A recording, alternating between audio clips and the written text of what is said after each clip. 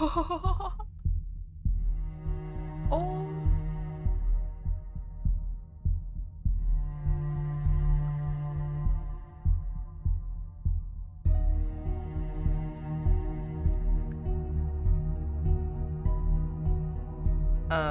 Well, that's a that's a fucking problem. Wait, what? What? Uh.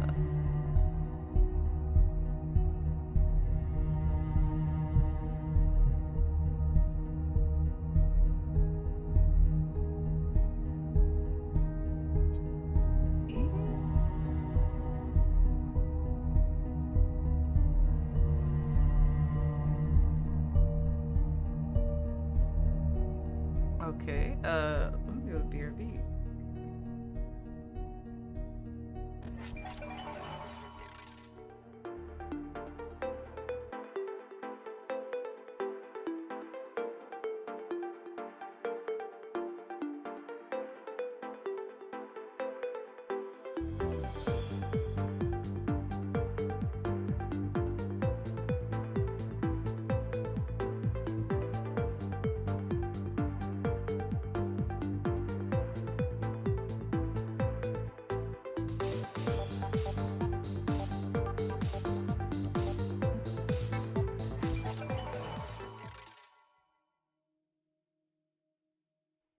Okay.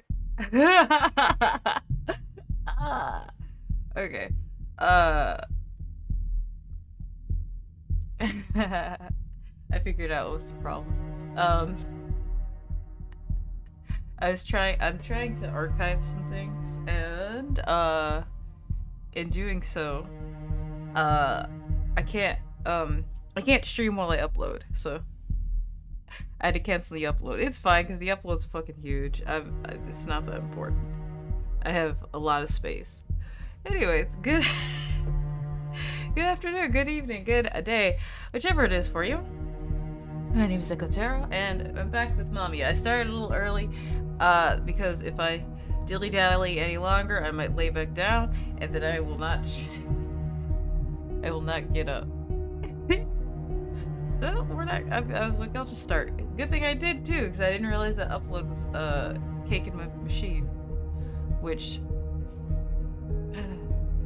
I guess I'm just gonna figure something else out. Okay. So, shit. Sorry, if you weren't here for the first one, check it out. Check out the other one. It's still in the Twitch archive. I'll put it on YouTube. I know I'm I need to fix up my archive. This is MAMIYA. A shared illusion of the world's end. I was, gratefully given the Steam key by the lovely Fruit Bat Factory.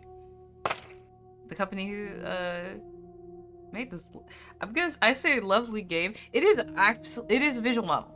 It is a very lovely game, but it's very sad stories. But it's very, I really like this. It's, it's like, it kind of reminds me of, Nitro Plus visual novels without the, BL in it. That we know of. So it's very, like, dark. Like, I guess it's not like shock value dark, but it's very much like dark. Okay, so we have two more. Well, I say two more. There's 2 episodes, but there's also 2 more cases plus the outro of the first episode, which I didn't notice until today. And that just makes me a little bit more excited because I've been thinking about this game for a week. And I was like, oh, there's more. Yes, there's more. And I like that. I like that very much. Okay, we gotta skip. So a guy named Natsume died. We have not seen this guy. I have no idea about him. In fact, in the wait, this is new. Wait, this is new. Okay. Excuse me. Okay, yeah, we don't know who Natsume is entirely, but he's connected to like most of the cast. Anyways. So what was it? Oh no. Okay, this is we bumped into. I think his name's Tojiro. This is definitely different because this is just the same intro, which should play out the same, but it looks like it's playing out a little bit different.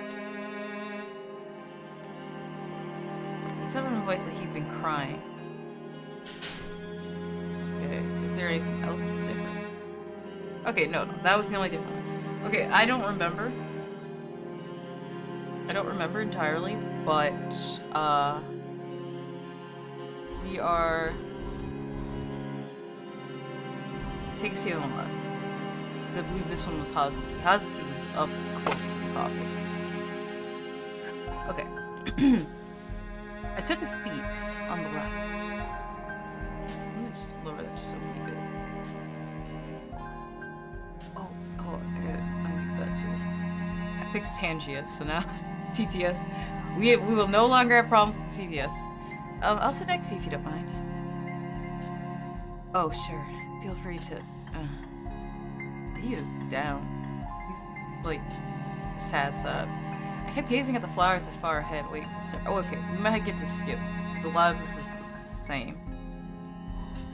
We're not gonna think about it because I'm trying to get his route. Yeah, I skip over it because apparently I said I was curious about everybody, and so I've already observed everyone to a degree. Okay, yeah, we're gonna talk to them. I chose to sit in the seat before me. It was where you could find many of Natsume's classmates. Most of them had already left, save for a few stragglers. Okay, so Natsume might have been a student. I heard sobbing coming from my side. As I looked towards its source, my gaze met that of a student. I'm sorry, don't mind me. Care to use this handkerchief? Your eyes will get red if you rub them with your hands. I forgot, like, Japan, a lot of people actually carry handkerchiefs. Thank you. This yellow handkerchief. What about it? Oh, nothing. How close were you to Natsume? We were just classmates. Though we didn't talk much at school. Maybe he didn't even know I existed. Still, being around Natsume would always make me smile. It drove me to work hard, too, you see. I wanted to put a smile on the face of this person who's been cheering me on. Recently, something sad happened, and I went to work in low spirits. When I was about to take a break, Natsume, who just left, was right in front of my workplace. He was holding a bouquet of large yellow flowers. He was as timid as always, but he did his best to keep together and say they were for me. There was no way I could have kept such big flowers at home. But all he did was smile. He sure smiled a lot, didn't he? I forgot who was even talking. Sorry about that. I'll wash and give the handkerchief back. It's okay, you can have it. I can't just... You can.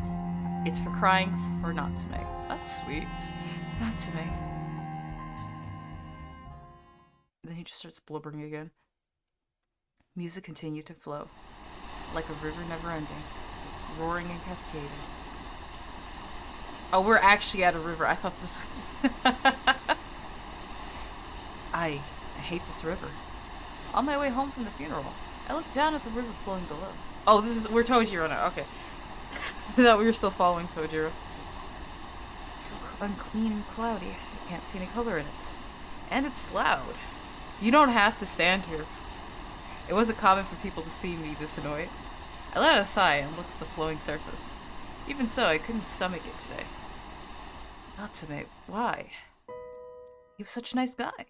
The funeral was over, but I still couldn't believe that he died. Well, we'll never meet again, huh? I should have talked to him more.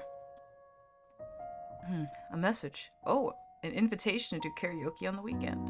Yeah, you know, I have my thoughts. This guy seems like the popular kind of student. And from what I've seen in the other routes, I'm not... At first, I was like, oh, he's like a good boy. I don't know. I'm suspicious. I'm very suspicious. And, like, I don't trust him. I don't trust him. Man, we just had a funeral for Natsume and everyone already stopped caring, huh? I didn't know what to say to this. Natsume really didn't seem to mean much to them. Though, I guess it could be a good distraction. After replying that I'd go, I closed my phone. Starting tomorrow, I'd laugh again as the center of the class. Never resisting the flow of the water, I let my nerves get eroded. I'd been repeating this for so long. I told you, called it. Like a delirium, as if nothing had happened. This was the only way I could keep myself together. It was a strange balance. Oh, okay. MAMIYA. I felt like happiness had slipped through my fingers. Every new breath I drew was shorter than the last. MAMIYA. I'm assuming he's calling. I wouldn't say he's just saying it. Tell me, what would you do if the world came to an end tomorrow? It was a silly conversation starter, nothing more than pointless small talk. To make you appreciate your day just a tiny bit more. After all, no one had seen the world end yet. We've been repeating this for so long. It was something small and frail that we gave our all to protect. A soul that a soul that lost even that would be left here unable to go anywhere. For some reason I can't read. Nobody paid any mind to me, and the river continued to flow. Oh yeah, this is what happens at every case. Which reminds me, the art and the sound design is very good.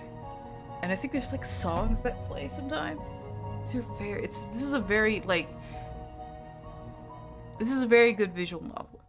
Like, especially independently made. This is very, very good. I had always loved winter. It was freezing cold and offered little in the ways of colors or vegetation, but for some reason, it reminded me of a song from that time, and it would always move me. What's that time? I made a simple breakfast consisting of nothing but plain toast. Look, sometimes breakfast is just plain toast. The memo hadn't changed for 3 days now. I'm off.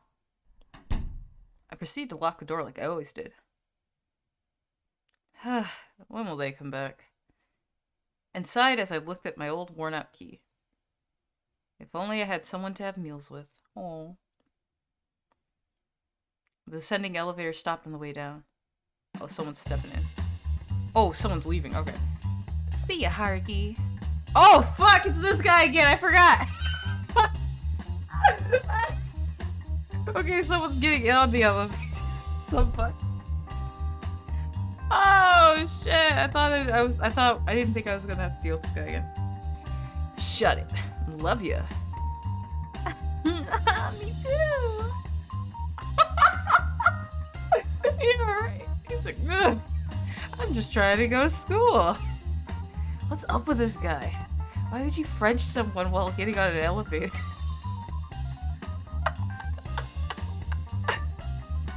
I should have mashed the button. Close the door. Oh, what? I felt like I was being looked at. Hey, you. The moment he called out to me, I rushed out through the open door. That wasn't a good thing to see first thing in the morning. As the irritation made me walk faster, someone messaged me. Huh? Hayato still hasn't made up with her? Man, he's a handful. Alright, fine. I'll contact Yukari for him. Hey, so, I was wondering if something happened. Hayato's looking kinda awkward with you. Wow, really? That sounds bad. How about this then? He's the peacemaker. Tojo. Oh, Hayato, what's up? Did you manage to patch things up with her? Yeah, I did. What did you even do? Some kind of magic? I guess you could say that. Hey, this ain't much for Big M. Who the fuck is Big M? Wait, is he call himself MAMIYA? I was always good at seeing the subtleties in others, which made me a good mediator between people when they couldn't properly express themselves. This was a wonderful class, where everyone got along. I liked it a lot. Oh, my baby boy. Minato's right. I'll be around here until my online class starts. Hey, thank you! Oh, Gizia, thank you so much. I mean, like, if in case I miss it, have a good time at class. Kikuchi's here for the first lesson. I heard that he caused more trouble again. Ugh, he glared at me. Hope that doesn't mean I'm his target. Stop saying things about my boy! You should probably avoid him too, Minato. Well, I love Rio. I miss him so much. I only want good things for him. Imagine that you're starting something with them. You don't even remember their names, do you? Dun, dun, dun. Whoa! This is so cute. I like it. Here's corn soup. It's cold today, isn't it? I'm impressed you figured out. Oh, sorry, this is Rio. I'm impressed you figured out I'd be on the roof. Well, who else would come up here in the middle of winter? Okay, yes, that's fucking fair. You know what? I thought he was gonna be like, ah, silly. I always know you come up to the roof. He's like, yeah, whatever. It's cold as balls out here. No one else would. They're so cute. Yeah, when I was playing Rio, I did appreciate Minato. Although, I think Suo was his name. He was a better match, but I like this. They're very cute. I gave my gruff childhood. Oh, it's a childhood friend. A quick glance as I helped myself to another spoonful of soup. He was disinterestedly. I'm trying. He was disinterestedly leaning against the fence, clutching the warm can in his hand. The sharp look in his eyes was enough to put anyone on edge. But when talking to him, anyone would realize that he was just awkward. His name was Kikuchi Rio, and he was an old, close friend of mine. Come on, Rio. Would it kill you to be a little more social? Yes, probably. No thanks. It sounds like too much of a hassle anyway. You know, I'm sometimes envious of how you never feel the need to suck up to anyone. That's my boy. I like that a lot. I like that about you. Honestly, I'm terrified to even imagine what it'd be like if someone hated me. It's because you've got lots of friends, unlike me. Rio gazed at the sky in silence. You should be proud of that. Thanks. Having a quick breath, I stole a glance at Rio, who apparently didn't seem to mind the cold all that much. Want to head back in? Sure. Hey, Tojo, come here for a sec. Huh? Why are you whispering? Shush, man! I found a good free site yesterday. What are they talking about? Oh, nice thumbnail. Right? Oh. I was thinking something else. I was totally thinking something else. I was thinking, I wasn't thinking this. I have to say that. Okay. Right? Some of the best fat material I've ever seen. I don't really. Wait, you're gonna tell us you're not interested? Are you sure you're a high schooler? I like that this game throws curveballs at me. Because I can't just say that stuff, I can't say that stuff unprompted and just okay. It's not that I don't have these urges. It's just that you're being too open about it. You're in school! Really? I thought this was pretty normal. You really ought to... Okay, I'm sorry. You really ought to rub one out from time to time. Don't let it build up. I'll, do it at home. Are they asking him to do this in this bathroom? No need to be shy about it, dude. I'm sorry, I can't do a laugh right now. I'm just not cut out for this. I bet Rio wouldn't talk about these kinds of things. He wouldn't. I better find him and have him cheer me up. Thank you for the mark, show me.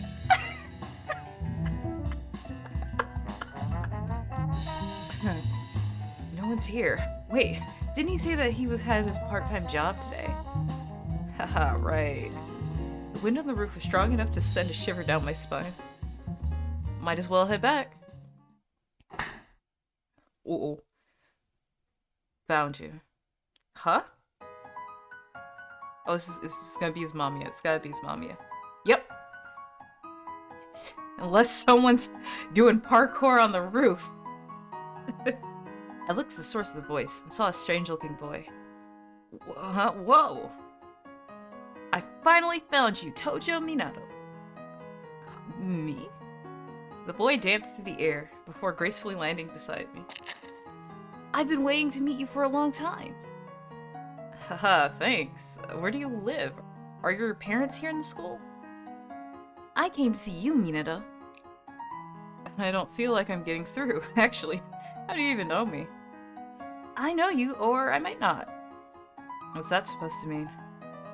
So talk to me. I want to know more about you. Are you messing around with me? Not at all. I'm quite serious. Oh, he's a little guy. He's just a little guy. Alright, what's your name? MAMIYA. I see. I felt a tinge of nostalgia upon hearing his name. Could it have been the result of my peculiarly enigmatic first impression he'd given me? I'm still a little confused, but... Well, nice to meet you, MAMIYA. Wait, huh? He said he wanted to know more about me, but now he's gone. Well, whatever. I'm leaving. That's the perfect response. I'm leaving now. I love this MAMIYA. He seems very interesting. I do love the gas mask because it reminds me of like Clear from Dramatical Murder. But I notice he's also kind of dressed like a conductor, which makes me wonder. The moment I went outside, I realized something was off. A group of girls were whispering among each other. Oh, is it gonna be Hazuki again? Hey, don't you think he's kind of handsome? He looks a bit intimidating, but... Hey, you think that bike is his? Tojo, do you know him? Huh? What? Oh, who is it? Who is it?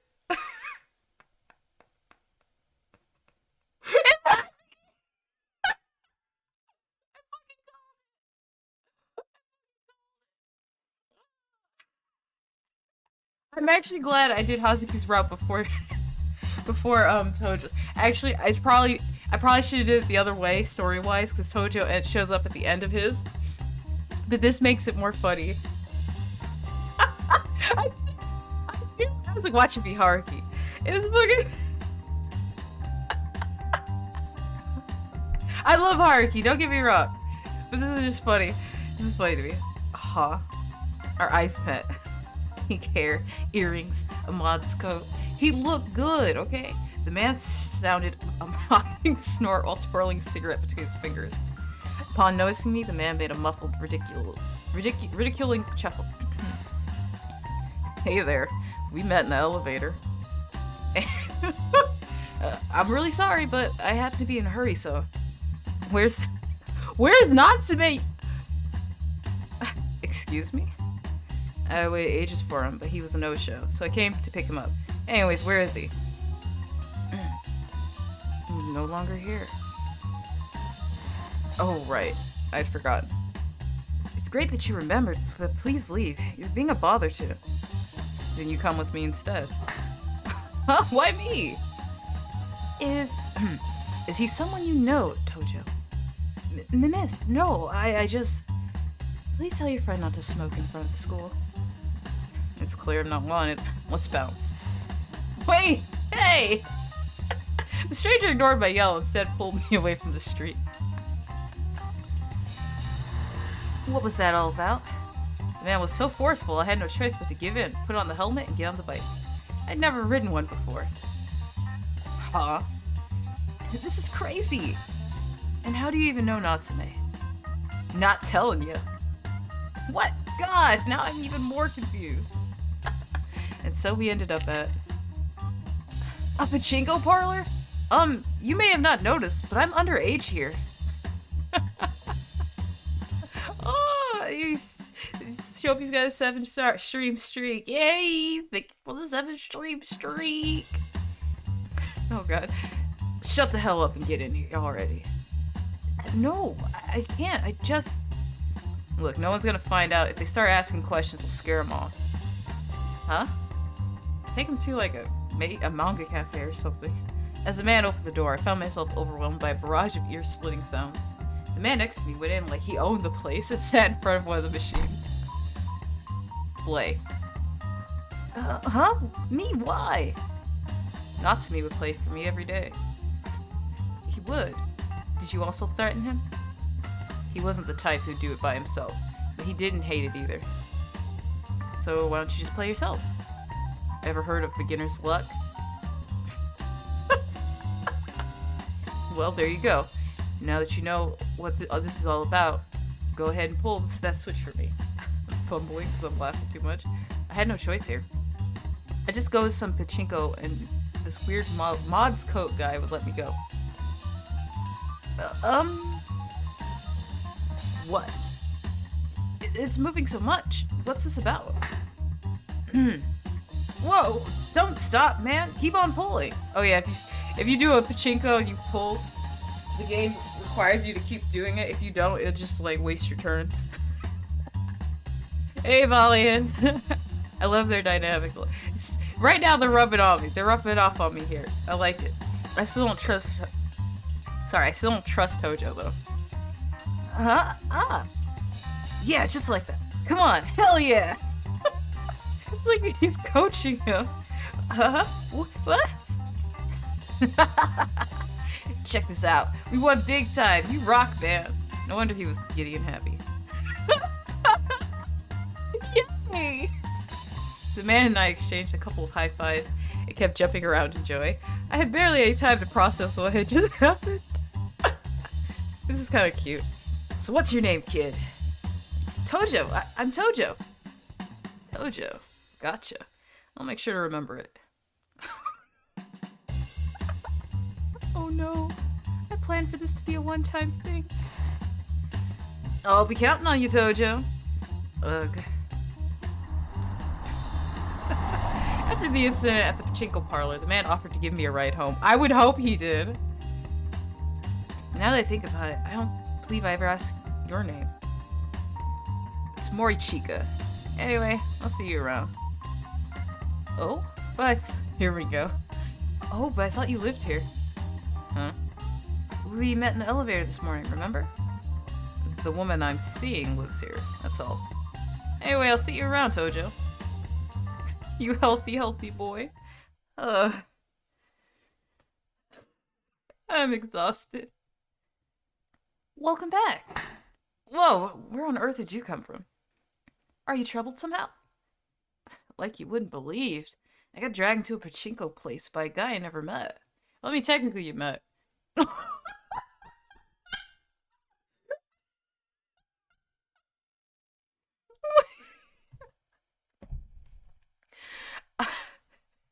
I love this one already. I love this one.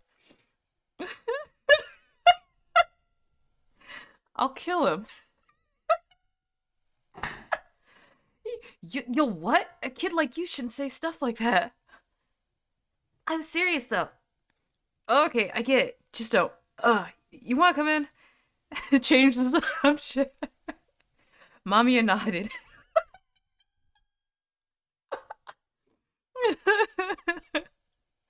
MAMIYA nodded. Sighing, I turned the key in the lock and headed inside. I'm home. Do you live alone? Oh no, I've been a latchkey kid for as long as I can remember.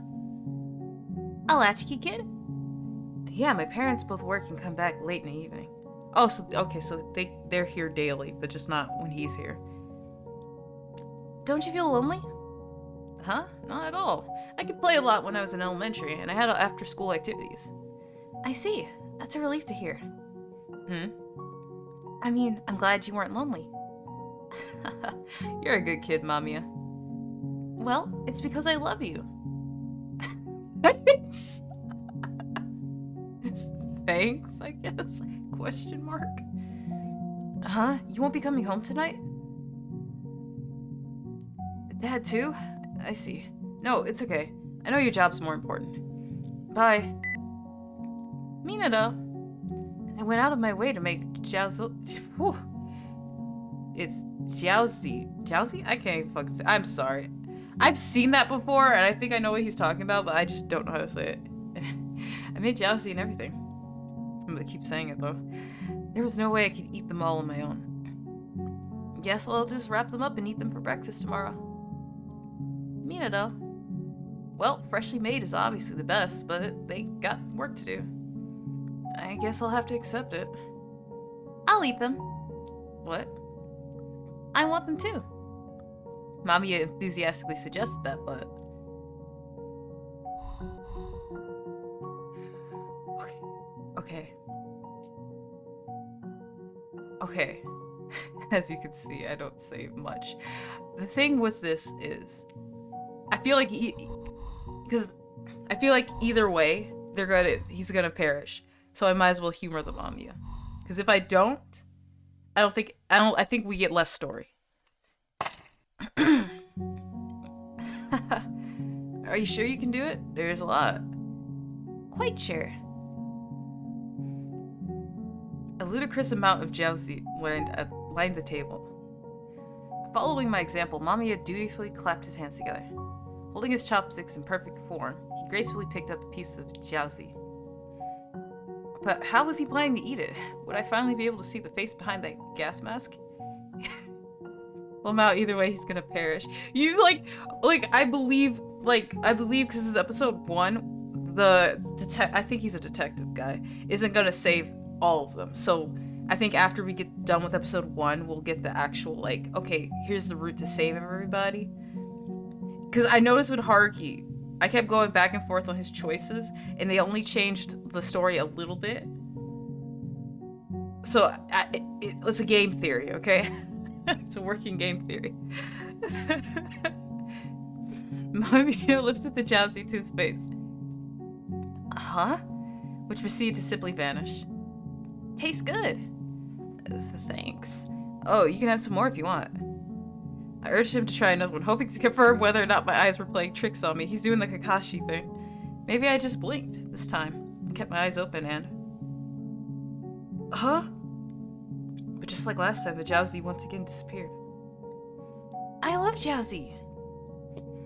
See, I took Chinese, and now I feel my soul dying every time I'm forced to say that, because I'm not sure if I'm saying it right. One thing was for sure, Mamiya continued to be an enigma. After eating my fill and stopping Mamiya from joining me in the bath, I went and soaked myself. He is very much clear-coated. He is very clear-coated, and I love this. He seemed to be beyond the glass door. His silhouette appeared on it like a house cat's. Ah, this feels nice. Nothing like a good bath. Are you not tired of living to the tune of others? Well, it's a good thing he's in the bath for this conversation. Tired? But if I don't do that, I just can't stay calm.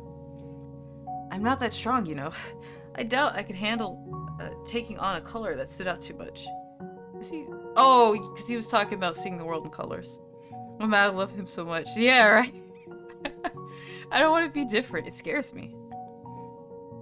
And I'd rather fake it than be scared. Basically, I can't be like my prideful childhood friend. He's talking about Ryo.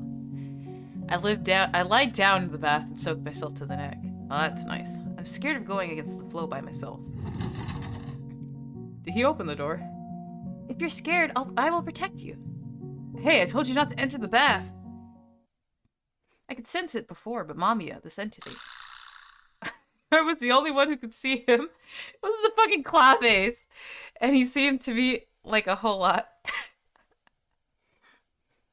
Hey. Is it real again? No, it's okay. It's Mamiya. What are you anyway? My name is Mamiya. I get that, but you keep appearing out of nowhere like you know where I'd be.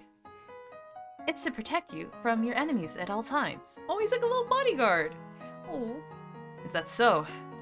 The conversation was a bit one-sided. What is this place? A river close to my home. Your expression isn't positive. Do you dislike it? I can't say I like it. It's so black and very noisy when it rains. But I know it well. Even though you don't like it? I know it well because I don't like it. And that's just how it is. I see. We stood side by side and watched the river flow.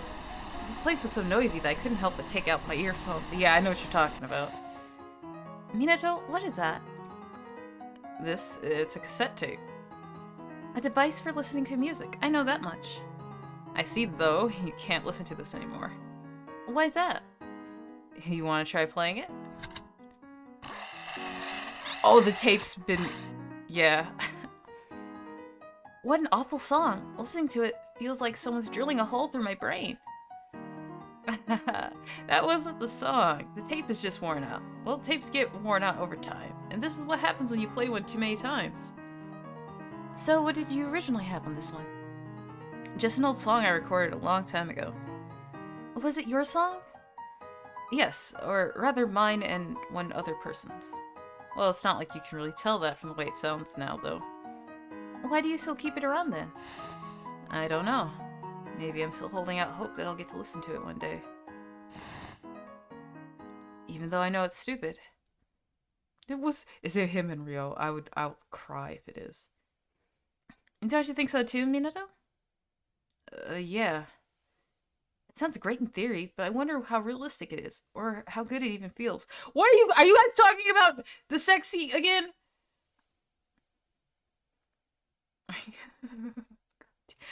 They are boys, okay? They are boys. I'll give them that. Yep, it is. It's not about whether it feels good. It's about the image of getting your thing between some boobs. That alone satisfies the urge to dominate or something. Boys will be boys. Hollow Stars would never. I'm just kidding. It's cool. They're very healthy boys.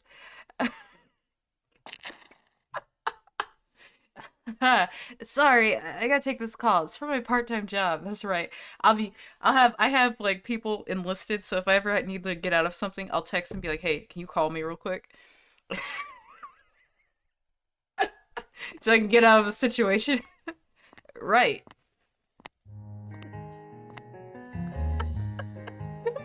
Me too, Minato. I'm so tired. What's wrong, Minato? I thought you were gonna take a call. I just wanted to get out of there. What for? I thought you were of the social kind. I mean, I'm pretty good at getting into the flow of most conversations, but that's the one subject I just can't handle. I shook the I got him shaking the fence. I shook the fence of the rooftop, making Mamiya, who was standing on it, shake. Like stuff about condoms or different sex positions. I don't like talking about things like that. It feels vulgar. Am I weird for that? Normal high school boys like that, don't they? Are you not interested in sex, Minato? Well, I am. I mean, I do like girls. I've even dated some. But that's besides the point. I don't like it. Please don't talk to him about it. Tojo, you free? Not right now. Alright, then let's go. Come on, I don't have time to waste on you. Look, Minato's being pulled away by that older guy. We should record it. We should record it. What is wrong with you anyways? Do you have too much free time on your hands? Not really. I'm busy gearing up for battle. Actually, should I spell it out in a way even a kid like you can understand? No thanks. Just let me off this thing. We're already here though. Oh, horse racing? Why are you taking him gambling? Let's go get our tickets. You're amazing, Tojo. I knew I could count on you. I'll never doubt beginner's luck again. High schoolers rule, man. My baby. Hello? What's up? You lonely or something? Sure, okay. I'll come over tonight. Fix something up and wait for me. Bye. Was that your girlfriend? Nah, more like a sex friend, I guess. Whoa. What's with that look? Even you must have had a girlfriend or two. Are you a virgin? I'm not. Knew you were a playboy the moment I saw that pretty little face of yours. Want me to hook you up with some chicks? I know a few that are into cute. I don't need your help! Just get away from me already! Dude, calm down. Don't touch me! Oh, he's probably trying to, like, tap him on the shoulder and shit. Ugh. Hey, wait, Tojo! Come on, man. Oh, he actually took off running. As Mr. Morichika grabbed hold of his stomach and collapsed. Oh, he hit him! Okay, I left the venue. A familiar bike caught my eye while passing through the parking lot, but I didn't stop to look at it. I found myself surrounded by buildings. I didn't know. I continued on with no particular goal in mind, hoping to eventually reach a station. God, I'm so pathetic. Oh, he caught up. Hey, Tojo! You didn't have to come after me. Huh? I ran all the way here and that's the attitude I get? Look, I told you not to touch me. Let's go grab something to eat. Oh, at least he's gonna apologize. I know a good ramen joint nearby. Come on. Will you let go of me already? 2 large tonkatsu ramen, please. I'm not serving you anything until you pay your tabs, pal. Uh-oh. Easy, dude. I've got the cash right here. I really should be going home now. Hey, don't be like that. Come on, just eat. What's the word for it? I wasn't being considerate back there.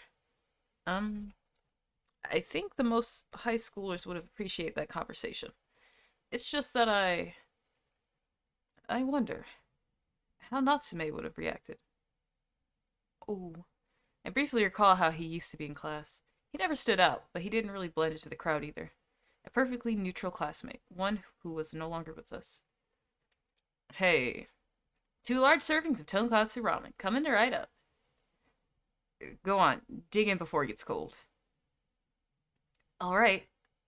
I didn't have much of an appetite, but ended up trying some of the noodles anyway out of sheer peer pressure. I bet they taste good. Pretty good stuff, huh? Mr. Morichika flashed a wide grin. Not saying anything back, I slurped the noodles and drank the soup. Yeah, they were good. Phew, that was great. Thank you so much. Feel better yet? Oh, he's blushing. The words made me look to the side when I saw the eyes on his smiling face. Man, did I feel childish? You did like it, didn't ya? Good, we'll come here next time too. Huh? Got a problem with that? No. I'm not mad anymore. The ramen was delicious. Huh? Okay. Oh, they're so cute. I've never really talked to him about this kind of stuff. Natsume, I mean. Now that I think about it, I don't actually remember what we used to talk about. Ooh. Haruki. Weren't you 2 close friends, though? I mean, you did go to pachinko parlors together. Well, it's more like Natsume was kind of just there. It felt natural to have him around, you know? But there was a feeling in the back of my mind telling me there was something off about him. I'm starting to wonder if Natsume... I won't say it yet. I knew what he meant. I did talk to Natsume a bunch of times, but it was all idle chatter. He was like mist, intangible, impossible to grasp. He just was like something to be taken for granted. Oh. Thank you, Mr. Morichika. I'll be fine on my own from here. Just Morichika is fine. But you're so much older than me. That's what Natsume called me too. Then Morichika. Cool. After this exchange, I stopped being bothered whenever he came to the school gates. He always took me to gamble, but then he made up for it with a nice meal. I felt that he was kind of lonely. He is. He is so lonely. Please, love him. The hole left by Natsume was so cold that he couldn't bear it. Oh, I forgot that's how you get to the log. And eventually we got close enough to hang out on our free days. Hey, dude. Oh, he's a little cutie. Hello. You gonna get on? Well, Morichika brought me somewhere other than a gambling parlor for a change. He stopped at a random park and sat down on a nearby bench, just enjoying the dry chill of the wind. The hell you got that sketchbook for? Oh, he's an artiste? I have some homework to do for art class, so... Oh, okay. Morichika had a quick peek at my work, as I desperately tried to keep the lines straight. Hey, don't look! Oh, I see. You're drawing a potato. It's a self-portrait, actually. After a few moments of silence, Morichika burst into laughter. A self-portrait? This is a guy? That's not I, not a sprout. Ow, my stomach. You're gonna kill me. Damn it. Come on, you're being extremely rude. You know that? Sure, I may not be the best artist around, but... God damn it. I can't even look at it. Morichika crouched down, trying desperately to catch his breath. You try it. Punch him. Why would you... Then you try it. I'm not gonna punch him. Haruki's been through enough. You think you could do better? Huh? I mean, you'd have to look pretty hard to find someone worse than you. Then try drawing something. Here, you go. Huh? Man, what a pain. Fine, whatever. Taking my sketchbook and pencil, Morichika started silently scribbling something on the page. I did my best to telegraph to him when I'd absolutely make fun of his drawing if it turned out to be worse than mine. He waved me away, indicating that I was getting in his way. Here you go. Okay, let's see if you're fit to critique the work of others. Look, I just scribbled some random crap. Don't expect it to be the Mona Lisa or anything. Ha! It's too late for modesty now. I'll make sure to... I stopped mid-sentence as I looked down at the page. See? Told you not to expect much. Morichika. What? This is amazing! Can you draw more? He can draw! That's it. Alright.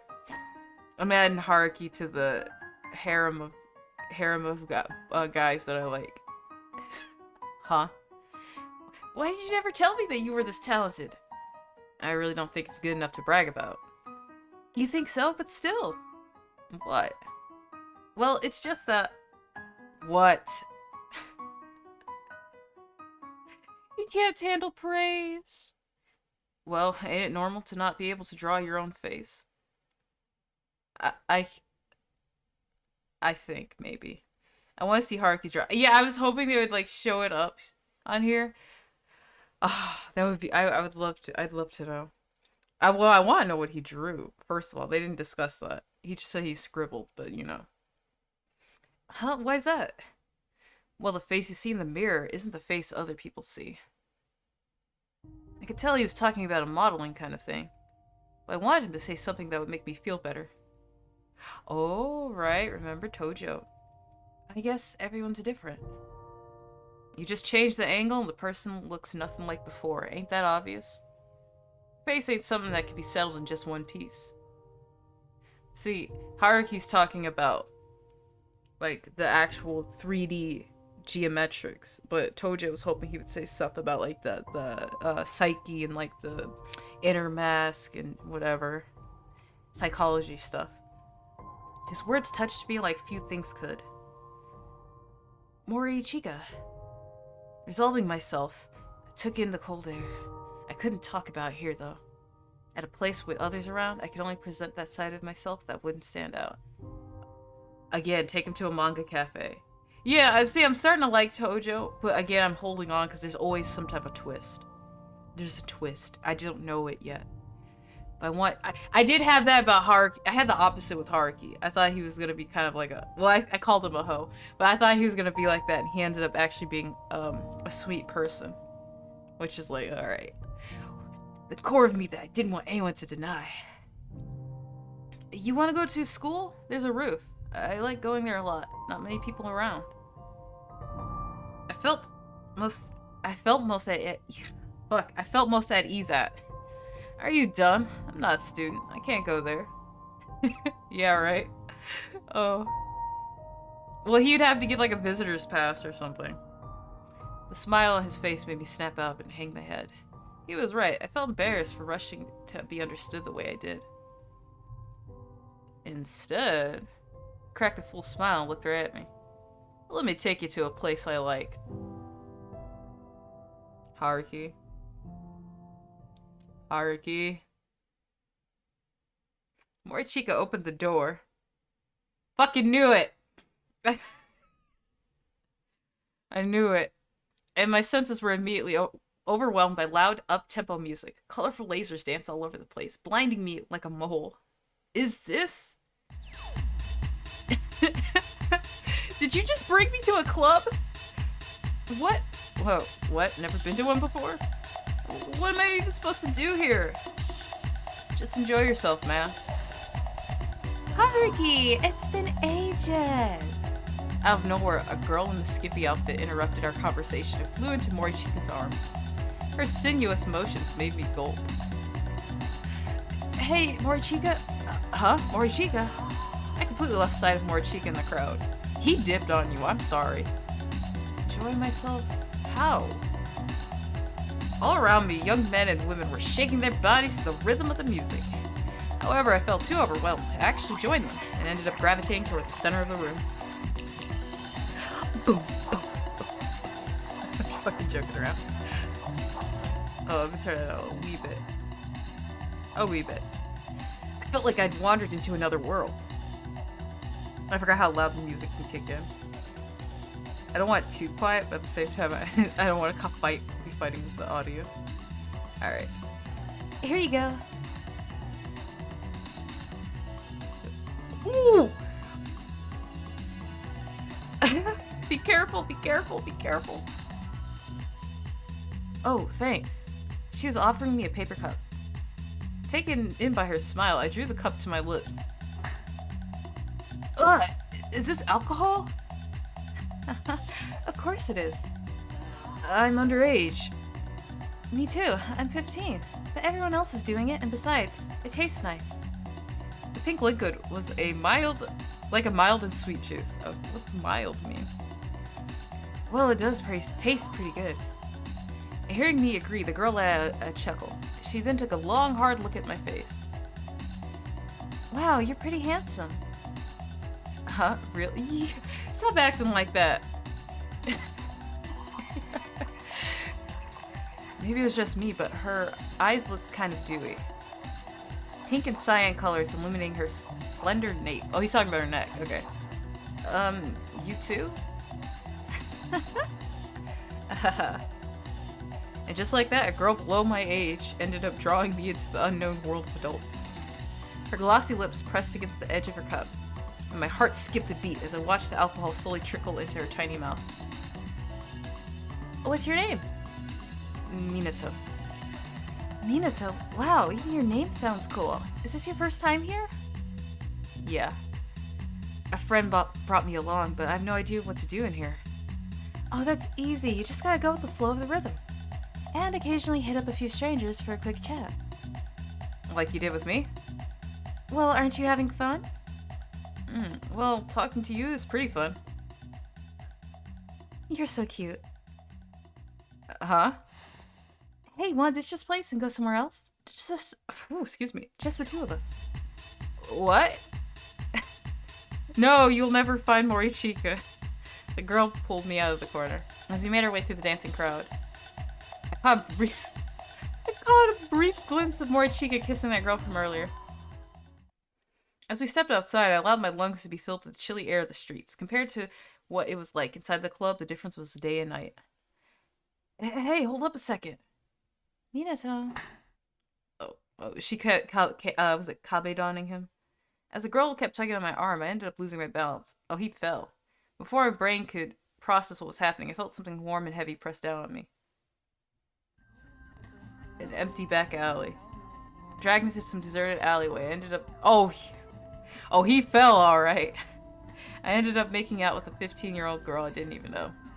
The taste of the alcohol drink I had earlier spread across my mouth. Hey! The alcohol had begun to do its job. I felt my consciousness waver. A sudden metallic sound jolted me back to reality. What are you doing? Is she, like, cuffing him to it? Oh, metallic sound! Okay, now I get it.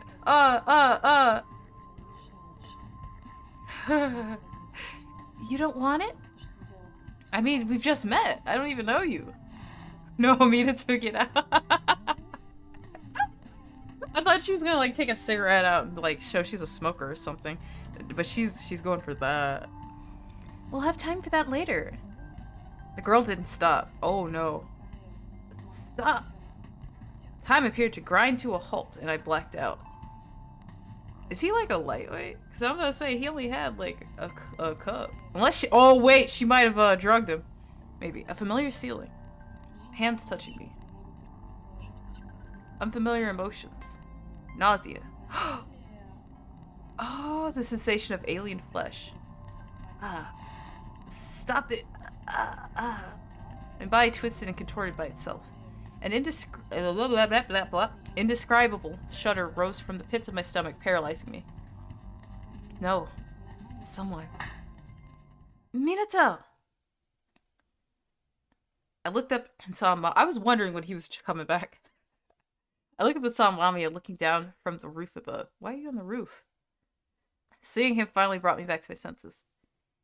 Minato? I'm sorry! Uh-oh, he pushed her ass. Woo! I pushed the girl away and ran. I could hear her call out my name, but I didn't stop. I continued running, not caring where I'd end up. I mean, I would kind of care. It wasn't her fault. None of this was. Where the fuck is he? Sure, she was cute. Hell, she was just my type. And yet I'm so pathetic. Supported by Mamiya, I went back home. My head was throbbing. I felt like someone just punched me in the face. It was probably the alcohol. Yeah, it was the alcohol. Oh, the memo had changed. My parents had seemingly come home, but then left again before I arrived. Inside, I found a couple packs of instant food on the table. My parents most likely left them so I'd have something to eat for dinner. I felt entirely too tired to even consider eating. Instead, I headed straight to bed. Drank some water. Before I could reach my room, though, my phone rang. Feeling suspicious, I walked over and gave this display a glance. It was Morichika. So they've exchanged phone numbers. Hello? How'd it go? How did what go? I saw you leave the club with a girl. Sorry, forget about it. Sounds like you got turned down. Well, don't let it get to you. That was not it. You'd have to be like me to get lucky on your first try. It all boils down to experience. Don't take it too hard, kid. Instead, I was simply reminded of my own critical shortcomings. I gotta go. I need to go to bed. Huh? Hey, wait! I hung up without letting him finish. Feeling thoroughly drained, I collapsed onto the sofa. Oh, he didn't make it to his bed. And my conscience quickly faded away. Tojo? You spacing out? Yeah, I couldn't get much sleep last night. Minato, you don't want it? I wanted to forget about yesterday. It was a chapter of miserable youth. We were all destined to experience sometime. Yeah, it's true. It's okay if you feel better when you see what we got for you today. Do not give him what I think you're giving him. My classmates were so supportive. Thanks. It's that live comedy show, right? Oh, it is. Okay. Whew. Take a look. The kind of thing you'd want to watch on a big TV while your parents are out.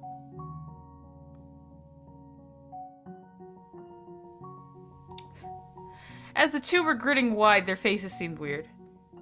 It's not quite what you think. I didn't understand what they had meant. It's freaking corn. They're showing him corn. The video they showed me displayed a lone woman. Yeah, poor Minato. You get better friends, honey. Get better friends. And that includes Haruki. Get better. Huh? This doesn't seem like a stand-up show. As I kept comparing what they were showing me in the package they brought in. Oh, I see. So they did the whole like switch the covers thing. So in case someone like found it, they wouldn't know any better. I found myself only more perplexed. Turn it off. The woman on the screen had taken off her clothes. Oh, he's gonna snap, isn't he? You serious? Surprise! The two flashed innocent smirks. See, he was actually looking forward to this, so this is why I feel like this is a bad thing to do, but even then, it's still not a good thing to do. It's just for you, dude. You didn't notice at the start, Tojo. You've never seen corn before? It's cool. Some people bloom later than others. Oh, he was blooming. He's like a blooming onion. But in this world, there was air you could safely breathe and air that was just plain toxic. Whoa. The woman on the screen had her mouth open wide. I heard the sounds of colliding flesh, the vulgar dripping of fluids. Not bad, huh? Enough to make a late bloomer blush. Whoops. Huh? Tojo? I feel like there's something in his past that we're gonna have to address. That's why he's so shy about this stuff. Minato. Come to me? I thought was that a hospital bed? Oh, he's panicking. My breathing picked up speed and I felt like a prickling pain behind my eyes. The sky glimmered. I just needed to pretend I was fine, like everyone else around me. But an uncanny fever coiled around my body like a vicious snake. Stop it! Stop it now! Someone, anyone. Is there nobody who can understand why I feel like this? Or is it everyone in the damn world huffing rose-tinted toxin? Hey Tojo, are you okay? I could feel it filling the room, the toxic vapors. I needed something to ventilate with. Mamiya! Help me, Mamiya! I cowered and screamed. Minato! A dauntless white-gloved hand was thrust out toward me. I felt as though I was being pulled by it now. I charged forward and opened up the double-glazed window of my room.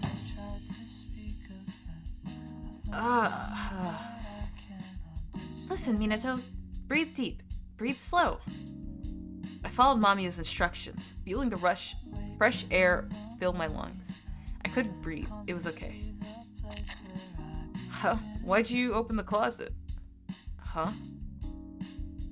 I turned around after my classmate's voice had snapped me back to reality. You just ran there and, well, what's with that? I just felt a little sick and, feeling fabric against my hand, I looked down. I blinked. I was holding a woman's dress. Oh, okay. What was this? Hadn't I opened the window? Oh, I think I get it. I was standing in the middle of my room, right in front of the closet. You're into that kind of thing, Tojo? My classmates forced an awkward chuckle, trying desperately to read the mood. Sorry, I guess.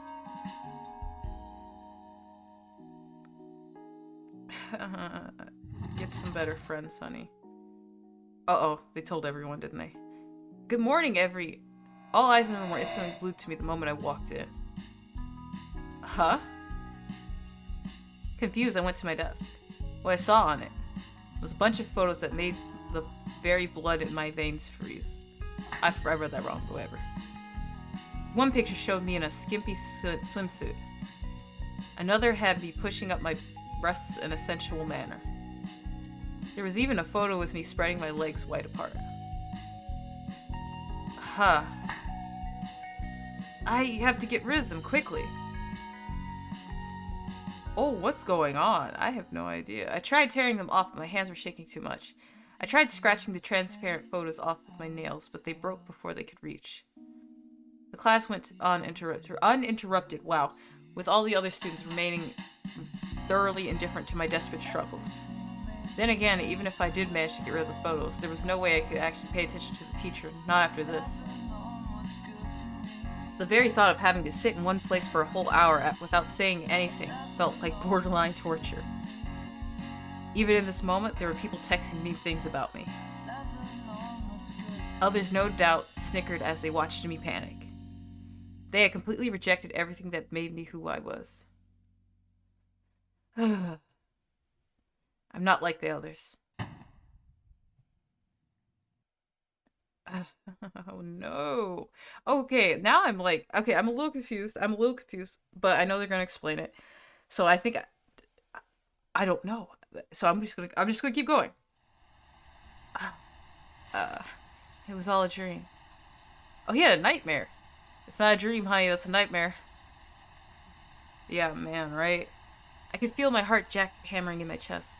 Flattened beads of sweat trickled down my forehead. It's still 3 a.m. Still? Under normal circumstances, I wouldn't be awake at this time. Feeling like the dream would continue, I couldn't bring myself to sleep. Take a walk. Even though it was December, I could hear the rain pattering against the windows. It felt like someone was telling me I had nowhere to run. I I checked my phone and noticed I missed a bunch of calls from Morichika. At least he was trying, I guess. I'm way too scared of being hurt by anyone anymore. Fuck it. While the rest of the world was fast asleep, I sat there in the darkness, clutching my phone. The classmates were the same as ever. The fear spawned by my delusions wasn't real, but... Hey, Tojo, after school's out. Sorry. Is it me, or is he acting weird today? Oh, you didn't see the message yesterday? It was a pretty shocking side to Tojo. I've never had a bad encounter with him before. I'm kind of disappointed. The moment classes were over, I rushed to the bathroom. I wanted to be alone. It didn't matter where. I slipped into a toilet stall and waited for my breathing to even out. It's okay. I'm fine. I've got to keep this up. I can't allow myself to cry. I mean, I'm a guy. When I relaxed, I slowly opened the door to the stall. Finding no one in the room, I heaved a sigh of genuine relief. I ran cold water over my hands, which helped further soothe my nerves. I had always believed I was jinxed. Even now, I clung desperately to that idea. Oh, Tojo. My eyes met my reflections. The face was so tired that I didn't look like myself. Haha. Turning off the tap, I let out a self-deriding chuckle. But just as I was about to leave. You still haven't given up yet. I turned around but saw no one else in the room with me. My forehead moistened with sweat as a familiar laugh rang out all around me. I attempted to flee, but...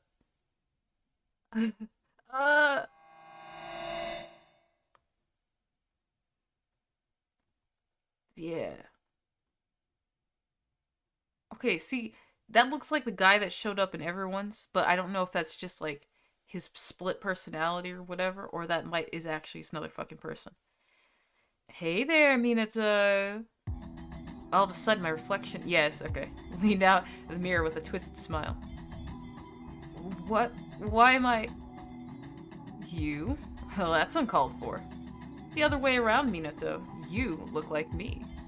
The strange being addressed me in a tone that sounded both masculine and feminine. Boy, am I jealous. Their voice filled my ears. You're putting yourself in a half-assed position as usual. Even after all that's happened? I felt like I was drowning in some strange membrane. I was scared. No matter how much I tried to scream and cry, the waves drowned everything out. I was scared. Terrified beyond words. You're a man! Stop it! Minato. Ryo? You okay? Yay, there's my boy. What do you mean? You were lying on the floor. Oh no! I was hoping at least he was like clutching the sink or something. Oh, he was on the floor. Okay. Maybe it's anemia. I only ate convenience store food for a while, so maybe it's a nutrient deficiency. Minato. By the way, is Midori doing good? Did she grow any taller? She did a little bit. They say girls grow up fast. She might get a boyfriend before you know it. Don't say that. You might piss him off. Come on, don't give me that face. Anyways, I gotta go now. See ya. Minato, hold... Oh, he went back to the roof. Like, Ryo's not gonna go there, but alright. Ugh. Ryo! The roof had yet to dry up after yesterday's heavy rainfall. I felt my cardigan absorb some moisture as I leaned against the fence. I couldn't reveal it to anyone. I didn't want to reveal any more of myself to other people. I'd only end up getting hurt. My lips were trembling and had gone purple from the cold.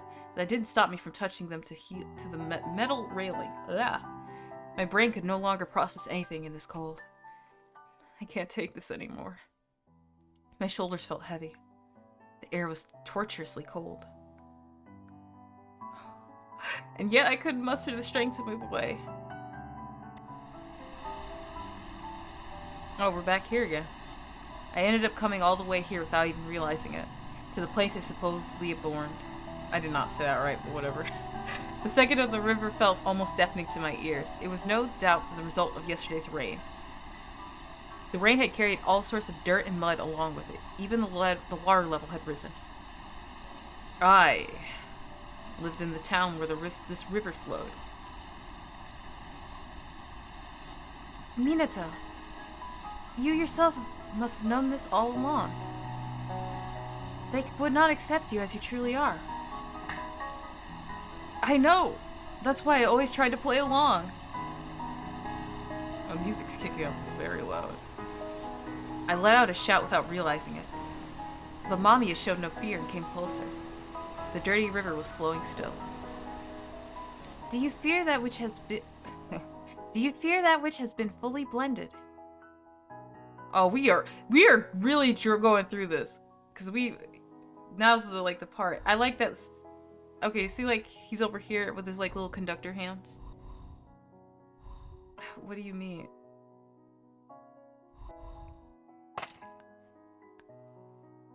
What do you mean? Is this about the river I hate, or... What do you think? Come on, stop that. I don't get all this complicated stuff. Do not avoid this. Mamiya grabbed my shoulders to prevent me from escaping. Good on you, Mamiya. In that case, what if you didn't have to be just a man? Straightforward words. This child has always been like this. But I'm a guy. From top to bottom? Well, I was born with this body. And what if you could stop being just a man even though you have but one body? Well...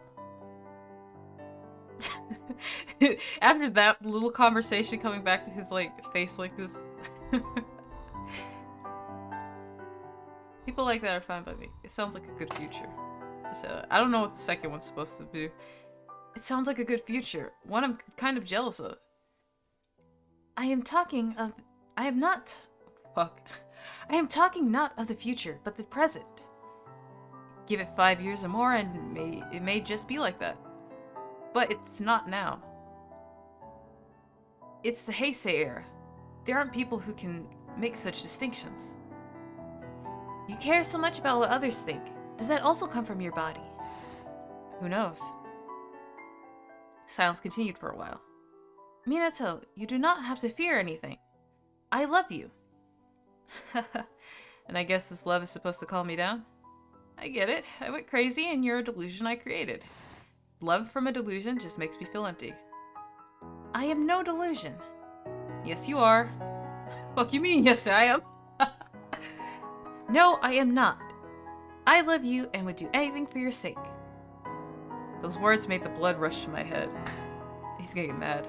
You love me? You do anything for me? You didn't even help me. You're a delusion. You don't exist.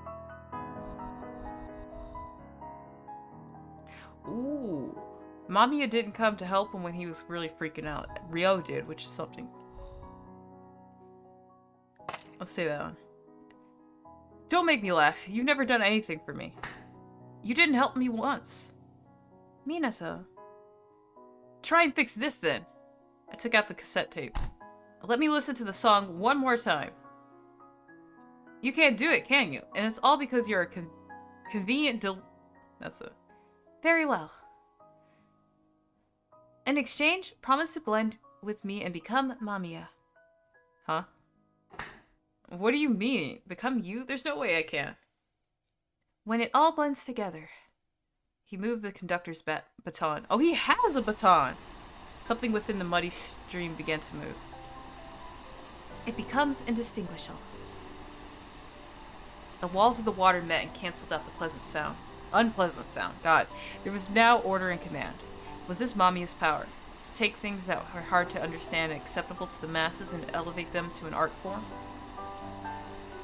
If you become one with this... The ever-approaching nightmare enveloped me as gently as cream. I tried taking a step back, but the fluid surrounding me made it impossible to move. I will fix the cassette tape. If everything stopped being so noisy, I would become one. If it can be without difference. If there's no need to compare. If I could become one sound among the masses just as I am. I gripped the cassette tape harder. Don't break it now. I want to become one. I realized I was crying. The frail small hands covered in white gloves moved. He was holding a conductor's baton. I heard the light tapping on the cassette tape. Wait, what? Beep beep da beep beep da de boo. It is fixed. You're joking. If you think I am, then test it. I took a deep breath and put the tape in the recorder. What? Okay, I know this is a tense moment, but it'd be funny if it started playing fucking Never Gonna Give You Up. That's the kind of game dev I would be. Bippity bop. Yeah, bippity boppity boo. But I was low-key, I was thinking of like the SpongeBob where he's like, what play that song that goes, B, B, B, do boo. And he's like, no, man, you're thinking of the fucking, I forgot the rest of it. Not fully convinced, I put the earphones in my ears and pressed play. Huh. How? It's working. Mommy. My words were cut short. Oh, he's holding it. Oh. When I opened my eyes, you were here again. I'm sorry. This is just what he fucking needs. I like this. I'm so invested in Minato right now. Mamiya had pulled me into his embrace and began gently stroking my back. The movement of his hands was precise and rhythmic, like that of a metronome. And then it hit me. I had once known this gentle warmth. Mamiya. The river continued to flow, being as noisy as ever. Yeah, it is. I like this. It's two voices, too. Hold on, I'm gonna turn up a bit.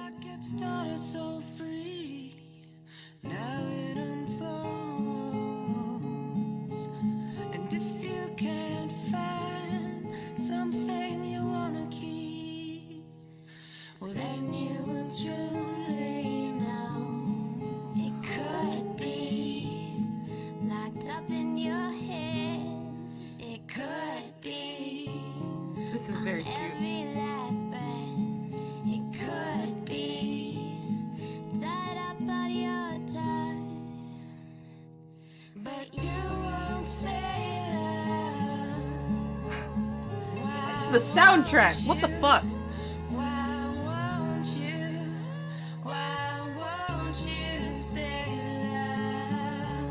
Alright, I'm turning back down.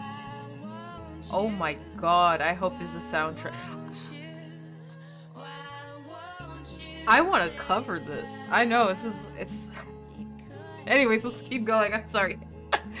I'm here for you. Dark clouds hung heavy in the sky. You can rely on me. Minato. No noise could reach me. I felt as if me and Mamiya alone were right in this world. My heart was full of heavy feelings. What finally rose from the depths of my throat was a sob. I'm trying not to cry. Mamiya continued rhythmically stroking my back. I love you. From the recorder, I heard a silent song. Like the lyrics.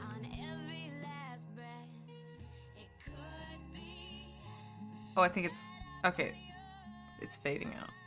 It was a song I casually recorded with someone I loved dearly a long time ago.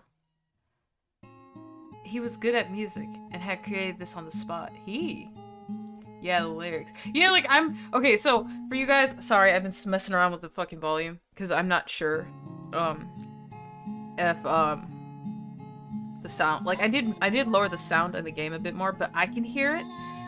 So I'm hearing it as I talk, and I'm just like, oh, go. I'm trying not to sob. Ooh. Okay, anyways, I want to know who... Was this Natsume? The boyish soprano was sometimes accompanied by the low voice of a man. Oh, don't worry, Dory. Thank you so much. I wanted to hear this song for so long. A cold winter's night, withered leaves falling behind the window. We stood on the sofa and sang into this familiar recorder. I wasn't that good at singing, so I was a bit bashful about it. Now I wonder which one's Minato. That's a boy soprano. But it still made me happy. I had fun. The boy's voice coming from the earphones actually sounded a lot better than I had remembered. Oh, actually, considering Minato, the other voice might be him. I began mouthing the words alongside him. I could sing it all. Even after all these years, the lyrics have remained fresh in my mind. Yeah, it'd be like that, okay? He was responsible for the chorus in the middle. That gentle little voice I'd imagined time and again in my mind. I loved how it turned slightly higher pitched whenever he sang. Just from the music alone, I could tell our eyes had met. That was the single most important thing in my life. Something I would treasure till the day I died. Thank you, Mamiya. Thank you so much. Like I said, I'm always with you. I like this Mamiya, not gonna lie. I do like this one. I will always be your ally. Standing in the middle of the bridge, we were locked in a tight embrace. After that, I ended up replaying the song more times than I could count. Calm down. Calm down. Oh, so he was saying, he was singing the beat, I think. BBWB-boo. BBWB-boo. I'm just making it up now. BBWB-boo. As soon as it ended, I rewound the tape and played it again from the beginning. You might want to invest in a CD, brother. That magical cassette tape held my undivided attention. I was completely enraptured.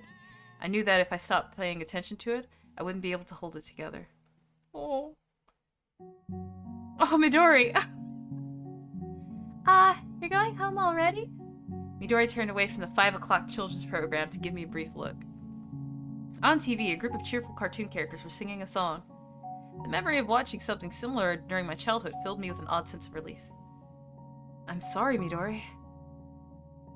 You should at least stay for dinner. I do appreciate the sentiment, and it's definitely hard to say no to your cooking, but I actually have something planned, so... I see. Oh, see you later, Minato. You can come over whenever you feel like it. Thanks, Ryo. And Midori, too. He looks so happy. Yeah, the smile suits him better anyway. It makes me happy when he's happy. Oh, she's such a little creep puff. Me too, Midori.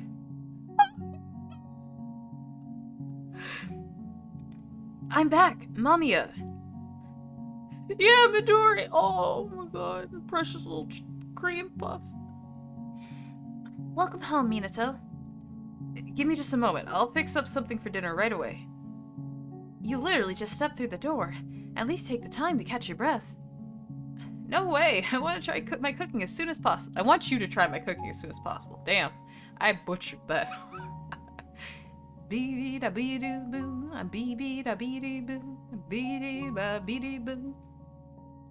Like I said, I'm making it up after, like, the first bees I got, but then I just make that shit up. I kept my earphones on while I walked into the classroom. It made me indifferent to everyone's looks.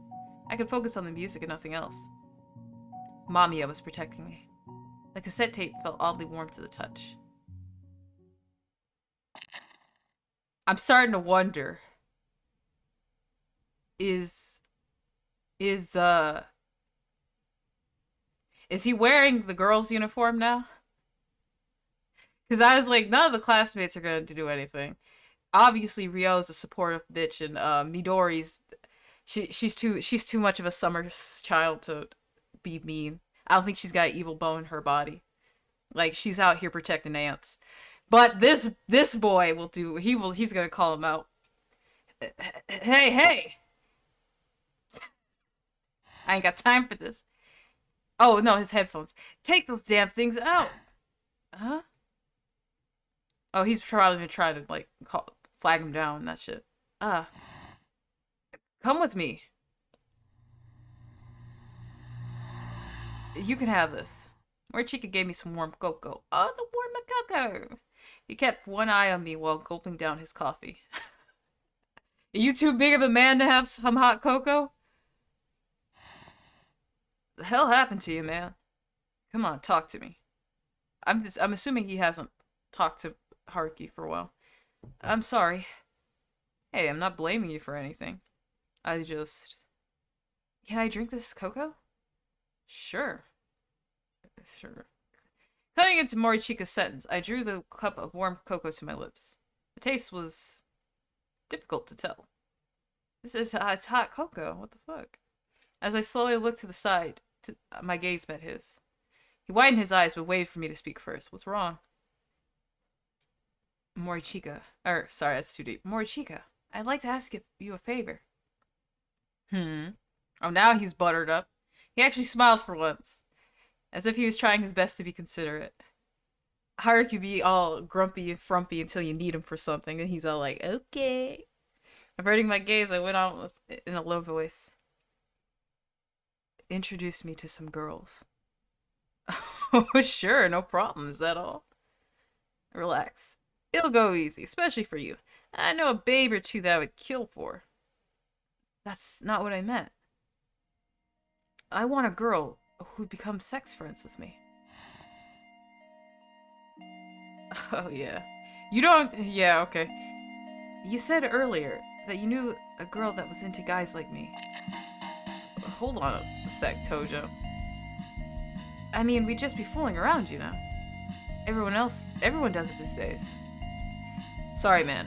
I can't do it. Now that's good. Good on Haruki. He realized Tojo's going through some shit. I could call him Tojo like we don't know his name. Minato's going through shit. So he's not about to do that. He's gonna send him to some therapy. Maybe. Why? Because you're acting weird. What's so weird about me? The rise of my voice startled a few nearby pigeons. The sound of their flapping wings as they fled interrupted us for a few moments. I can do it, so... You gotta be kidding me! Okay. Why does he look like this, though, now? That's got me concerned. I want to have sex! This is me talking as Minato, not myself! Tojo. I can do it! I won't puke! Were you puking last time? Okay, everyone has their own reaction, so I can see it, okay. They didn't say that he vomited, so I just never assumed he did, but okay. Okay. Yeah, no, Minato. Yeah, no, he shouldn't do that. Calm down, man. I got to prove it. You do not have to prove anything to anybody. I mean, I'm a guy. I can do it. I hung my head. My legs finally gave out, sending me to my knee. I thought they were sitting down. Okay, maybe not. Morichika didn't say a thing. I could suddenly feel something cold against the back of my neck. It had begun to snow. Gentle falling snowflakes draped our surroundings in a thin layer of white. You'll regret it. Yes, you will. Morichika's voice descended upon me like snuff. It sounded hoarse. Almost like he was angry or about to cry. Yeah, he is. I don't care. I need this. The falling snow enveloped me. Haruki, please give him a hug or something. What was I trying to prove here? And to who? What on earth was I fighting against? My entire body was a mess. I could barely recognize myself. It made me wish that everything had ended on that snowy day, that things would have been easier that way. Oh?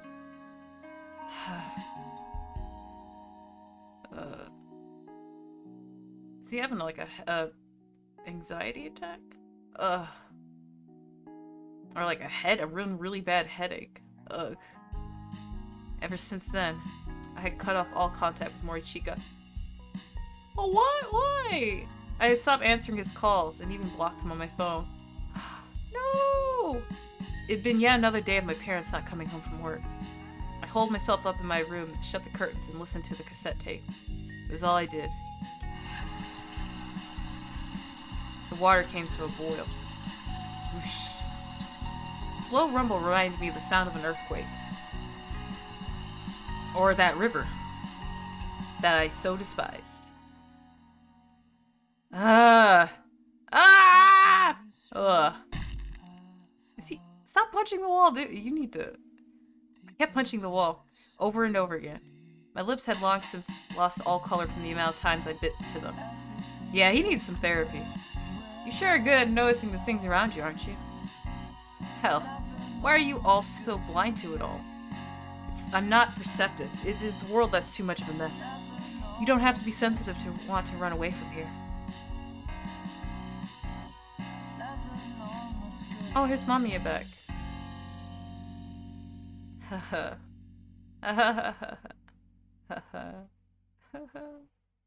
The hardness of the floor. What lay in the depths of the antlion's nest?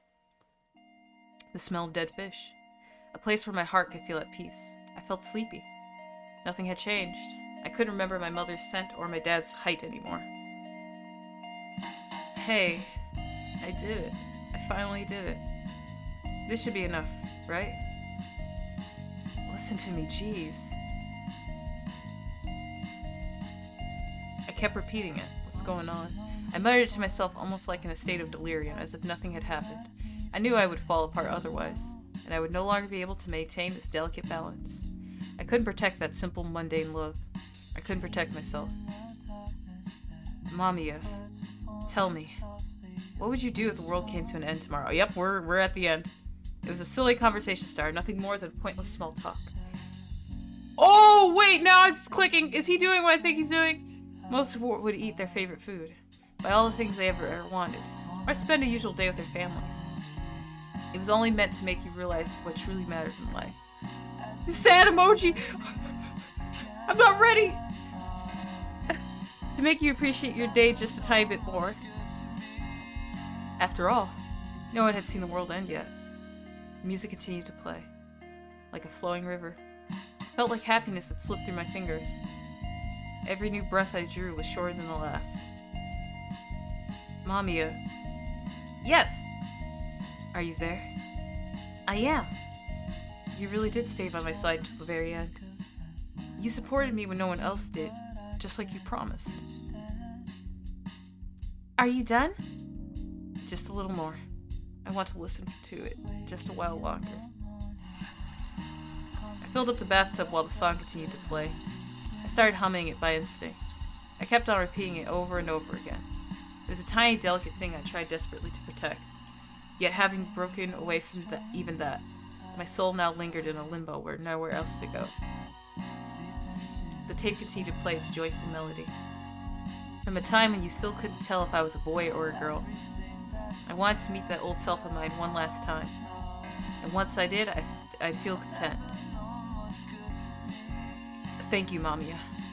I am satisfied. I was boy enough, wasn't I? You were. You became what you had always wanted to be. I did.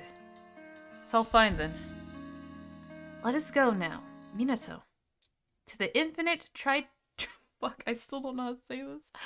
To the infinite trichillicosm where Mamiya awaits. And so, with no one around to pay even the slightest bit of attention, the river continued to flow uninterrupted like it had done every day.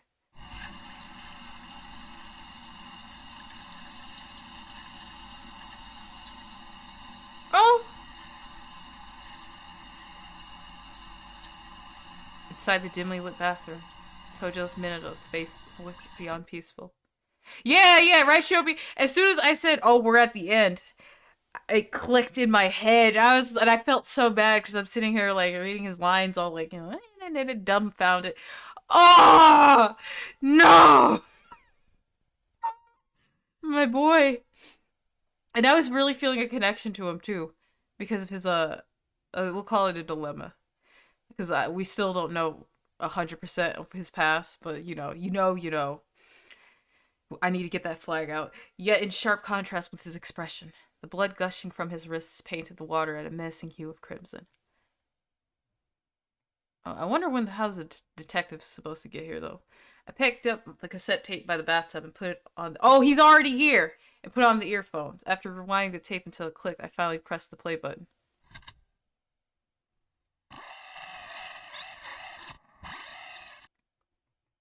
What I heard was a distorted mess of noises. Oh, so Mamiya didn't. Well, I guess not really didn't fix the tape, but to Minato, it seemed like he did.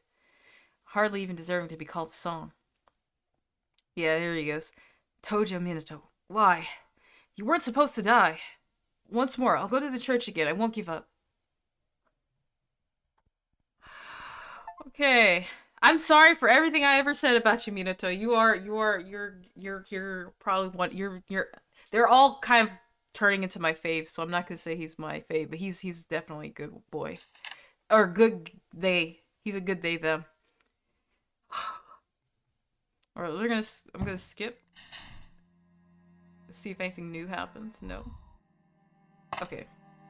We're gonna pick on Suo now. I'll sit next to you if you don't mind. Not at all. I kept gazing at the flower. Oh wait, fuck, that's right.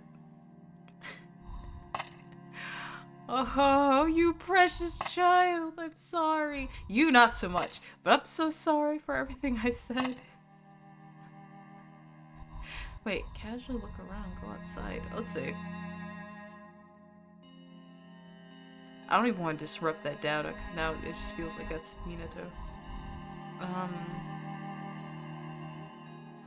I think Suo went outside. Wanting some fresh air, stopped outside for a moment. The cold December air outside the church felt unusually pleasant. I walked around a bit till my eyes met with another student's. Yep, okay. Ah! Hello. Hello. Were you also attending Natsume's funeral? Yeah, I was. I'm pretty sure he meant a lot to me. You're pretty sure? Oh yeah, he might be an amnesiac. That was an oddly vague way of putting it. Well, I was very small back then, so I don't remember the details. Oh, okay, so that was the case. He's not an amnesiac, he's just... okay. But Natsume probably lived in my neighborhood, and we often played together. Oh, but there's something I can't remember clearly. On an especially snowy day during the winter, we ended up building a snowman together. We looked around for sticks and leaves and to give it a face to. I was in charge of making the face. I remember making use of all the stuff we gathered together. We used red fruits for the eyes, a large leaf in place of the nose, and an arched stick for its mouth. Was it cute? Oh yes, very. Looking back at it, Natsume probably just wanted me to have the most fun part. Yeah, he was so nice. And now he's dead, isn't he? We can't see him again. Yeah. I'm so sorry. I got a little carried away. Oh, it's fine. I'm actually glad to have heard a new Natsume story I wasn't aware of. Really? I'm glad you like it. Yes. It might be rude of me to say this, and I don't want you to get upset, but you kind of remind me of him a little bit. I wonder, is the detective related to Natsume or something? Well, you wouldn't just say that out of the blue. I see. Goodbye then, take care. You too. Oh, what's gonna hurt him? No, you are not okay. Chopi. Since Suo first appeared, I was like, he looks like Altair. And if you've, I don't know, I can't tell because apparently I sound different from what I seem to hear myself. I have been trying to like mimic Altair's voice for Suo. But I can't really do that because I'm not, one, I don't speak as deep as he does, but also I don't know how he has that such softness to his voice. My voice is very hard. That sounds odd, but okay. I knew the truth that many people had lost. In this day and age, overflowing with things. Know that every time I look at him, I'm thinking of Altair. Which is, I don't know if that's gonna be a good or bad thing, considering we're gonna get all personal. Yearning for the invisible unknown is more important than ever. I wouldn't forget it. I wouldn't lose any of you. Now I think about it, I kind of want, I want Flayon to play this.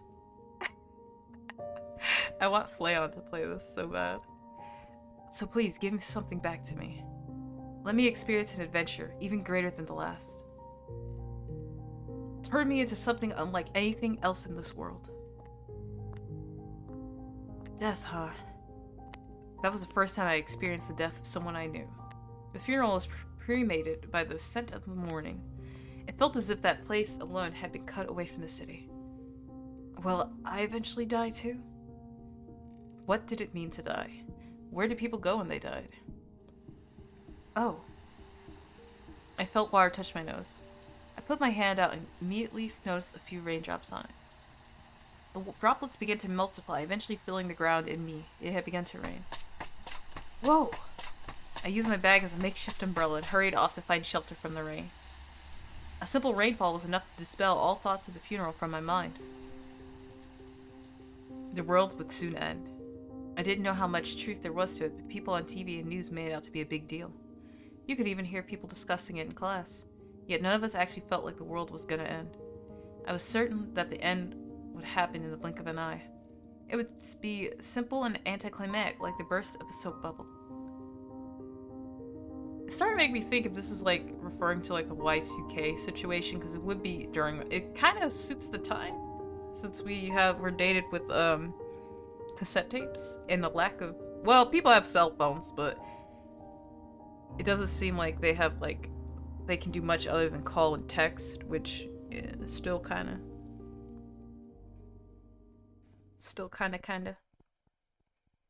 My life was a good one, with nothing missing or anything too much. Good morning, Suo! Good morning! I'd always been surrounded by other people. Everyone around me was interesting and quirky.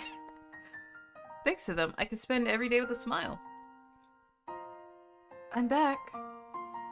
Welcome home, Kato. What's for dinner, Mom? Hamburger steak. I know how much you love it. Welcome home, Kato.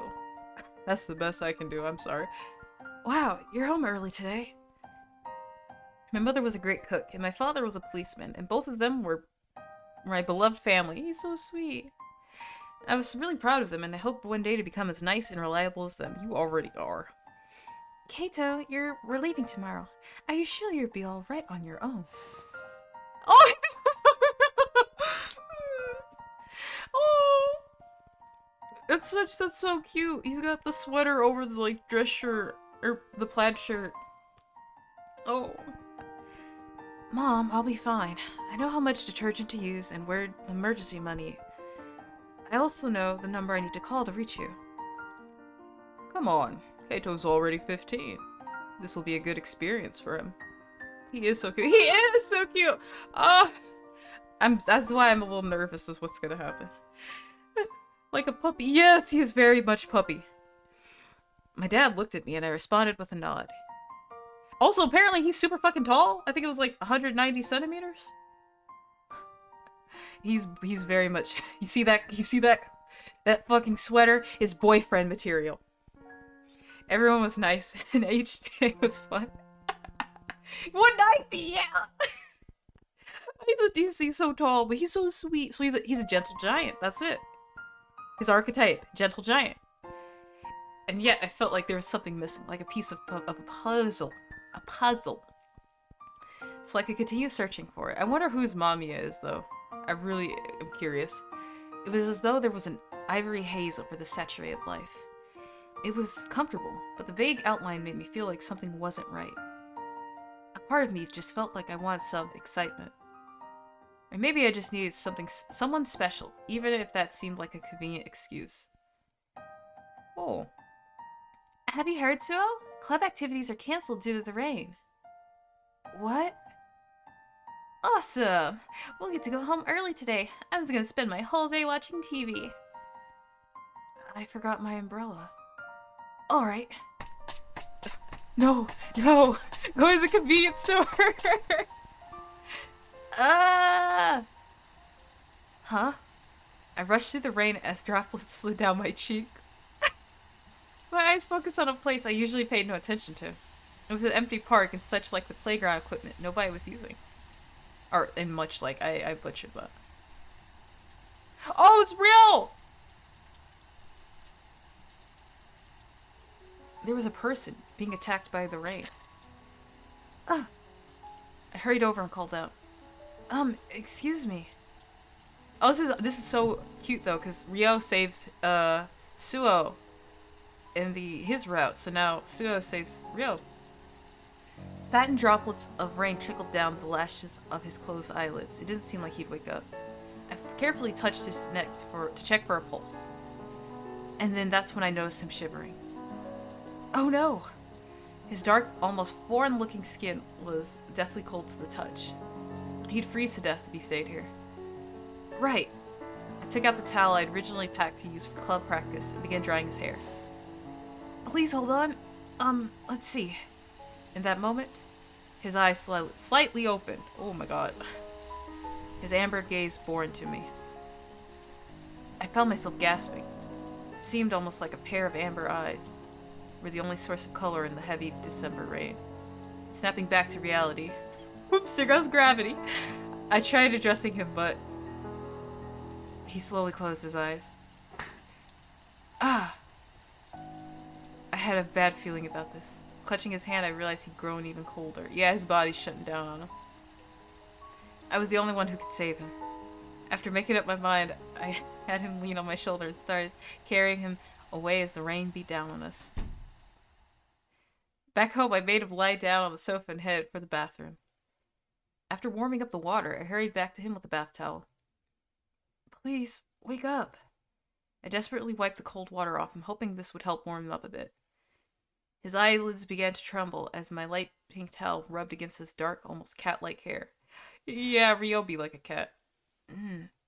As his breathing intensified, I felt relief wash over me.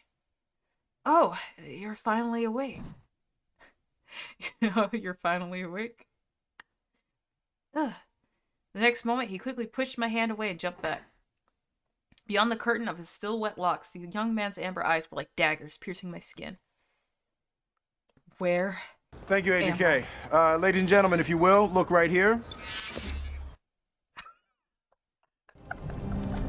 Hey, you. You're finally awake.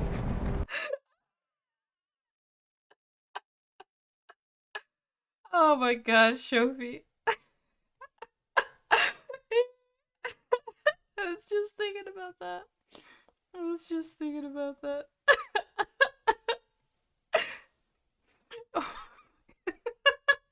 Serious moment. Where am I? As I took a step forward, still wondering how to answer, I realized there was something off about him. Oh, he's having an episode. His breathing was unnaturally heavy and ragged. His eyes opened wide. He quickly looked around and found his face became even more pale. Are you okay? I tried to run up to him, but the youth grabbed a pair of scissors lying next to our phone and pointed it straight at me. Puppy, stupid, sit. Who would start doing this? Oh, yeah, okay, that's the top part of the scissors. Honestly, that's a knife. Where am I? My knees trembled like leaves in the wind. I was all of a sudden paralyzed by fear. Why did I bring this person into my house? The man, still pale as a ghost, raised his voice to yell, almost as if he dragged my inner thoughts into the open. Answer me! Where am I? He's so answer honestly. Yeah, don't stay quiet. I would not do that. This is my house. And why am I here? Well, answer me! Clearly desperate, he took a step forward. The scissors were now closer, and I couldn't look away from their sharp edge. You were unconscious in the park. You were soaking wet, so... In the park? Yes. The young man paused to think for a moment, but kept the scissors pointed at me. What did you do to me? Huh? Answer me. Nothing. I carried you here from the park and dried you off with a towel. That's all. I see. You're trying to help me, huh? Huh? As his whisper-like voice perplexed me, the man put the scissors down and went to the entrance. I warmed up the bath, so why not, As I called out to him, he collapsed on the spot. Oh my god. When I rushed over and helped him up, I noticed something red staining my hand.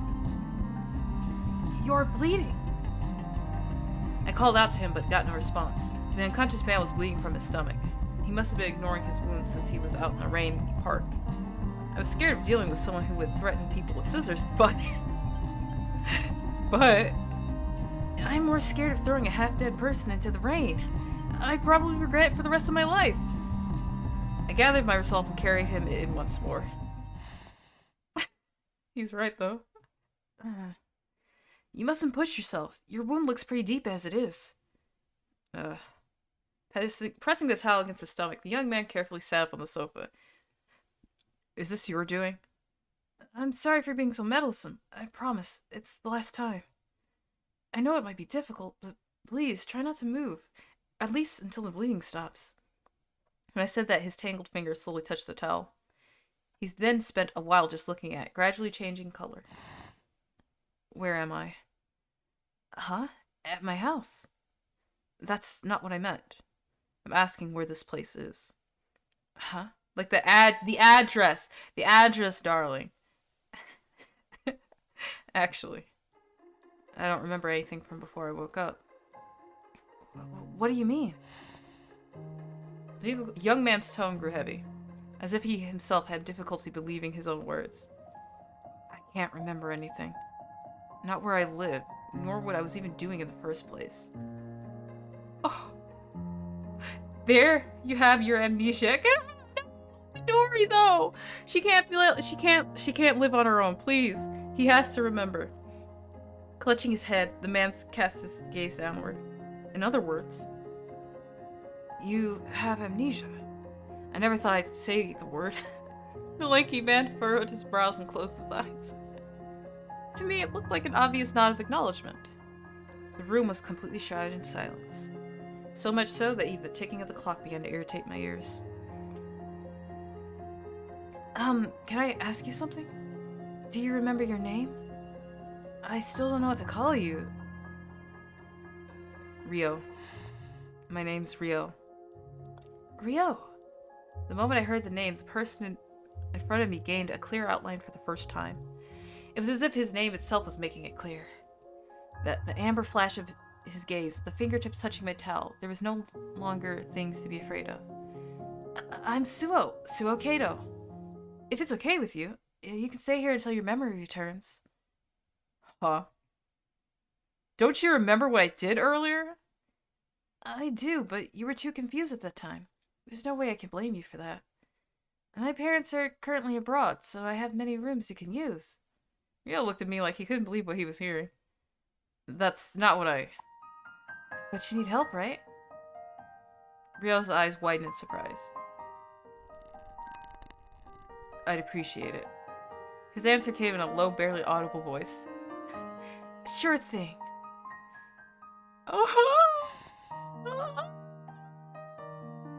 Here's where you'll sleep, and the bathroom is right here when you enter the hallway. Oh, duh. He only has this uniform, so what he was wearing under it. Once Rio had finished bathing, I lent him some of my clothes. Oh, what the fuck? He'd be drowning in them. They seemed a touch baggy on him, but at the same time, the look felt to fit him just right. Boyfriend shirt, right? Harold! My room's on the second floor. Don't hesitate to call me if you need something. Sure. Good night. Good night. Oh, he's got a little astrologer's room. My brain continued working at full throttle even after I climbed into bed. Who was Rio, really? Why was he lying in the rain? Was he involved in some incident? For all I knew, he could have been someone very dangerous. What would my parents say about this if they were here? It is all right? Oops, fuck, I didn't mean that.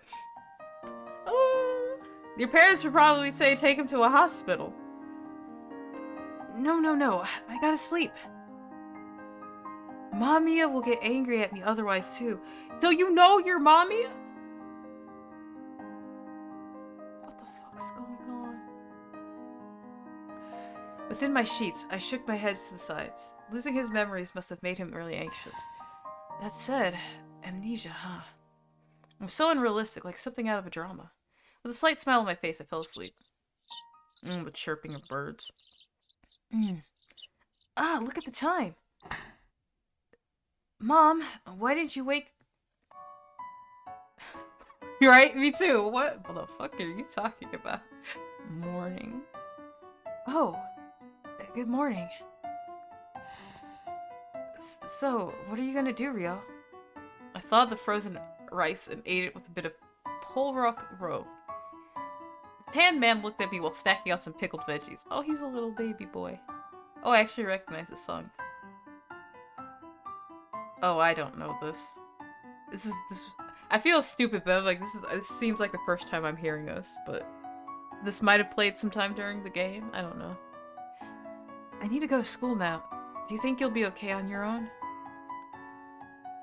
Oh, it's from a royalty-free site. Okay, that makes me feel a little bit better that all this music's royalty-free. Which isn't a bad thing. I like it. It's fine. But, low-key, I was listening to some of the music and I was like, I hope this is royalty-free. Ryo, who had calmly been chewing his food now, suddenly froze up and widened his eyes. You were just gonna leave me alone? In your house? What? Huh? You'd prefer to come with me to school? I'm not so sure if that's a good idea. I just don't get why you'd feel safe leaving a stranger in your house while you're away. I could rob you and stuff. You're not the kind of person to do that, though, right? Yeah, all Mamiya tracks are royalty-free. Yay! I mean, like, it's kind of great, because if I hear something that I really, really like, I can, like, look it up. But also at the same time, I'm like, okay, those songs that they be playing with lyrics, I want to know where I can get these. Because they're absolute bops. Every song this game has played me is a bop, to a degree. No idea. You won't do anything of the sort. You won't, right? As I tilted my head with a smile. He's doing the cute little thing. Ryo simply averted his eyes. I'm not planning to, at least. There you have it. That doesn't change the fact that you've got to have a better sense of danger. Yeah, he's right, though. That's why I love their dynamic. I sent him off while telling him to come back in time for dinner.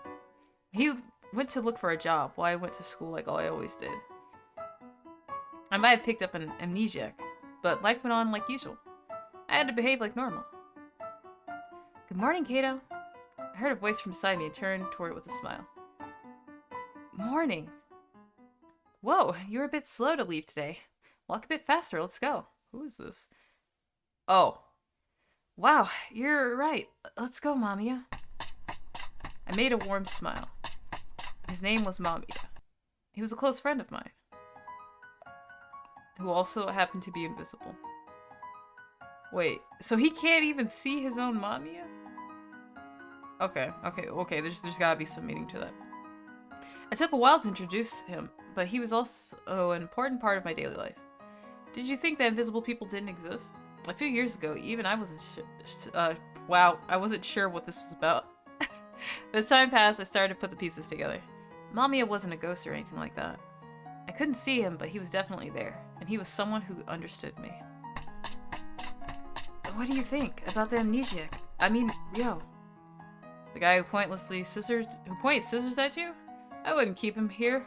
I couldn't keep him where I lived. I see. I guess Mr. Samejima's gonna scold me. Though this does smell like something interesting. You think so too? I'm actually kind of excited. I'm sure this will be the first of many fun days. Alright, that's it for today's lesson. Thank you very much. Huh? Was he waiting outside? I found Ryo sitting near the front gate to my house. You surprised me. What are you doing here? You told me to come back before dinner. And I also told you where I hide my keys. You couldn't have just waited for me inside. It's your fault. Huh? You really don't think things through. If you found me inside your house, you just end up wondering if I'd moved or taken something. It's not a great feeling to have. Did you wait for me just to give you peace of mind? Well, dressed so lightly, too. Oh yeah, it's like winter. Got a problem with it? How long have you been here? Hell if I know. I don't have a watch. Rio averted his gaze. His ears were beet red. Yeah, he's cold. As I grabbed Rio's hand, I noticed that his finger had turned red from the cold. The touch of his freezing hand made me understand that he genuinely didn't have anywhere else to come but here. Thanks for coming back. Let's hurry inside. I'll get you something nice and warm to drink. They're already married. Where were you during the day? I walked around town and looked for anything familiar. Did you find any hints from your memories? No, not a thing. I see. Anyway, a bit of food should cheer you up. There's still some of the karage that Mom left for me. They are. Yeah, they are. It's picking up. Karage. You don't know what karage is? It's a type of fried chicken that... Do you think I'm stupid or something? Dude, bruh, me too. Me too. If someone said, hey, I got some karage, I'd be like... Especially Family Chicken. Oh my god, I love that Family Mart karage. Oh my god. Though a bit mad, he helped me out and we began to prepare dinner. He stood in the kitchen like he was used to it. Oh, well, I didn't have much to do. I went to the living room. Yep, Rio's the wifey. What are you watching? The TV. What do you think about the end of the world? On the CRT, I saw the words, "The world's end, the truth revealed." While some shady-looking adults were giving their theories, the entertainers were putting on a show. Is the world actually gonna end? Yeah, and it'll happen this year. First time I heard about it. Oh, that's right, amnesiac. Seriously? But everyone's talking about it. I was about to mention in my class, and then I remembered he was an amnesiac. What would you do if the world ended tomorrow? Rio sat down some distance away from me as I waited for his response. For a brief moment, he averted his sharp gaze and looked to the side before finally speaking up. Not a thing. Why? Because there's nothing we can do. He looked into the distance with somewhat resigned eyes. I guess I'd just spend my days like I always do, then go to sleep. I see. His answer was one I didn't expect. Most people would say that they'd spend their final days doing something different. Under normal circumstances, you'd have to stay in line and obey the rules of society. So most of it would say that since that would be gone... Oh my gosh, let me try again. So most would say that since that would be gone, they'd do whatever they wanted. That's right, I'd say the disappearance of the sun sounds like the most valid theory. Same, to be honest. Yeah, like, I thought about this stuff, like, okay, if the world ended tomorrow, I mean, shit, I'd go get myself some fried chicken or something, you know, I'd eat something, that's really it, I'd just go eat something, and like, alright. Maybe, play my guitar and just watch the sunset. I'm not gonna go skydiving or some shit. And what would happen then? Would mankind go extinct? Not necessarily. A few hundred individuals should, in theory, possess the antibodies necessary to survive such harsh conditions. And then they're not even specific. What do you mean, the end of the world? Nuclear holocaust? Antibodies. As humans, we're all different. Naturally, some of us adapt better to certain environments than others. Rio's just like, can we change the channel? Only a few survivors? Wow. A video started playing. It showed a boy living on an Earth that had become a dried-up wasteland. I briefly imagined what it'd be like to be that boy. For some reason, I had this feeling that even if my parents, classmates, and all the adults I knew died, I'd still be able to survive. I wonder if tomorrow will really come. Is this world really going to end? There would be no next year then. No one really knows if the sun's going to come up the next day. What would you do if the world ended tomorrow? I'm not sure. It's hard to predict how I'd act. Personally, I couldn't wait for the end to come. I had this completely baseless feeling that it would awaken a special power within me, which would then allow me to save the day. Oh, okay. And when that time came, when that happens... Who is this? Oh, Samejima. He did mention this guy's name. He's kind of looking like Sebastian over here. Here, a special delivery of Hokkaido crab. Where the fuck are you getting crabs like this from? I'm sorry. He's a rich boy. I gotta remember that. I don't even know how to eat crab. Not to worry. They come with They come with instructions. I mean, good? Wait. Did you write them yourself, Mr. Samejima? Yes, I even went the extra mile and drew pictures. Okay, I take back what I said. He's an okay guy. Carrying a large styrofoam box, the man headed off toward the kitchen. Being one of my father's direct subordinates, Mr. Samejima would come over to our house quite frequently. He'd always been a bit unique, even discounting the fact that he was a policeman. He reminds me of like those people who are like, hey, so I found I got I don't know, exotic fish. Do you want some? And it's like, how did you get them? I know a guy. I like him. I'm starting to like him. Yes, I like him too. So, having fun living all by yourself?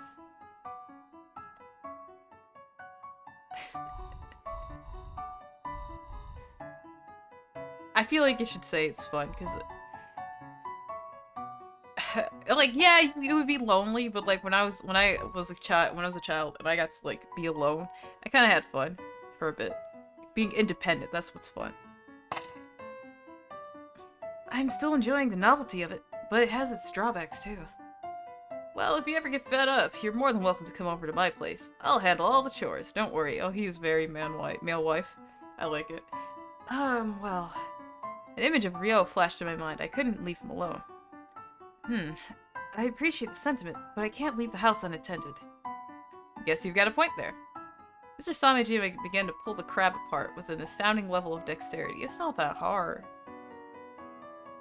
And that was putting it lightly. His speed was out of the- okay, that's different. His speed was out of this world. I've never seen anyone pick apart a crab with this much skill. How's school lately? He turned his attention to me while his hands were still busy working on the crab. Pretty fun. I'm slowly getting better at lacrosse, and my classmates are all great. I'm glad to hear that. Mr. Samejima smiled at me without really changing his expression. Can I borrow your bathroom for a moment? Of course, go right ahead. He sure is taking a while. Oh. Mr. Samejima, did you forget where our bathroom was? Okay, Toe. The room Mr. Samejima was trying to enter was Ryo's room. The freaking music kicking up. It is something that matters. I feel like I've heard this music before. But it would have been a long time ago. No, nothing. More importantly, I'm having a bit of hard time with those crabs by myself. I was hoping you could help me. Oh, were the 40 pages worth of instructions not enough? 40 pages? What are you doing? What? You wrote 40 pages? I did, but I see you haven't read them. Don't worry, they're pretty straightforward. But... Or could it be? There's something in this room you don't want me to see. In that moment, I could have sworn I saw a faint glimmer of Mr. Samejima's narrowed eyes. Oh, he think he got a friend over. His quite unique antics often made me forget it, but he was still a policeman and an elite investigator at that. His intuition must have been sharp as a knife. Oh, no. But I suppose no harm in me opening this door, right? Uh-huh. Okay, then. Oh, he shut the door. Yeah, I was done for. Mr. Samejima was going to find out about Ryo. Wow, this sure takes me back. Huh? I timidly looked up. Oh, never mind. The room looked clean and tidied up, as if no one had been living there. Mr. Samejima examined one of the pillars in the room, looking visibly moved. Do you remember? We used this to measure your height. Oh. It says here that you were 150 centimeters tall just 4 years ago. And look at you now. A veritable giant. Come on, Mr. Samejima. You're almost like the same height as me. But he's an adult! You're 15. That certainly brings back all kinds of memories. Mr. Samejima. Look how big you've grown. I've had to be careful not to get crushed. Could you please just leave? Haha. Feeling more than a little riled, I ended up pretty much shoving Mr. Samejima out of the room. As my hands touched his back, it certainly did feel smaller compared to mine. How I'm gonna need a freaking full body, wow, a full art reference of Kato. What's going on here? In any case, I'm glad to see you're doing fine, Kato. Well, he is kind of snatched, not gonna lie. Truth be told, I was a little worried. It would have been quite the incident if you had died from loneliness. Don't say that. Don't go that far. I'm not dying that easily. Anyways, thanks for everything, Mr. Samejima. Don't mention it. You'll have to handle the rest of the crabs by yourself. How many crabs did he...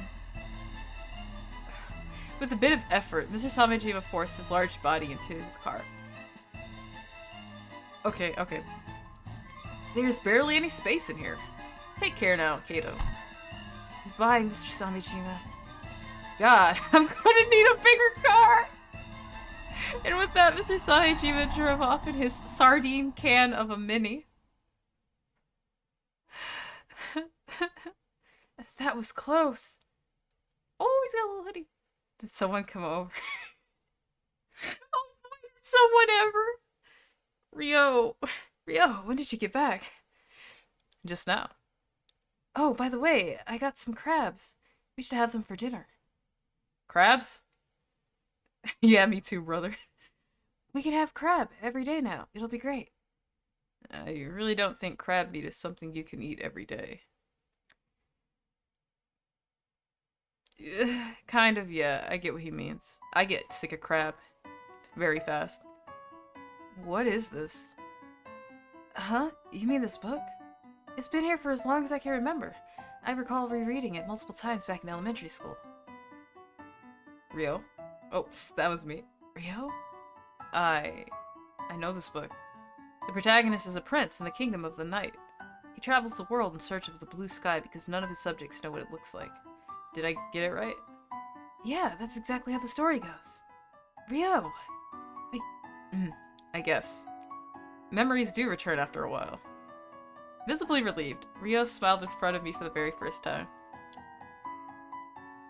Our life together turned out to be a lot nicer than I had anticipated. Man be looking for a blue sky in my... And then the fact that it's also like, yeah, it's an invitation fits the whole, his subjects didn't know what it looked like. Oh no, this is poetic. This is poetic. I didn't need to pay him any special attention. And I finally had someone to play video games with to boot. Exactly. That's the important part of this. He didn't come across as much of a gamer, but despite his initial clumsiness, he desperately strove to improve his play. Oh, where's that Twitch channel at, Rio? I had never imagined I'd one day be eating potato chips while having an all-night gaming session with someone. Oh, living with him was tons of fun. I'm back. Hey, you're kind of late today. Whoa, you're covered in soot. What happened? Did you get into a fight? I don't think that would result in soot, but okay. Here. Uh-huh. He awkwardly hands me a bunch of yen bills. I'm paying rent. I found a job yesterday. Can I take a bath first? Of course, but there's really no need for you to pay rent. You can stay here until your memories return in. I just felt like I needed to do something. I go crazy otherwise. Oh. Forget it. Ugh! I felt some warm paper smelling distinctively of croquettes pressing against my face. Did he buy him food too? I got these from a street vendor. Figured you might want them since you're running out of food because of me. Anyways, I'm off to take that bath. Jeez. Wow, he actually got a job. He's way more of an adult than me. You're 15.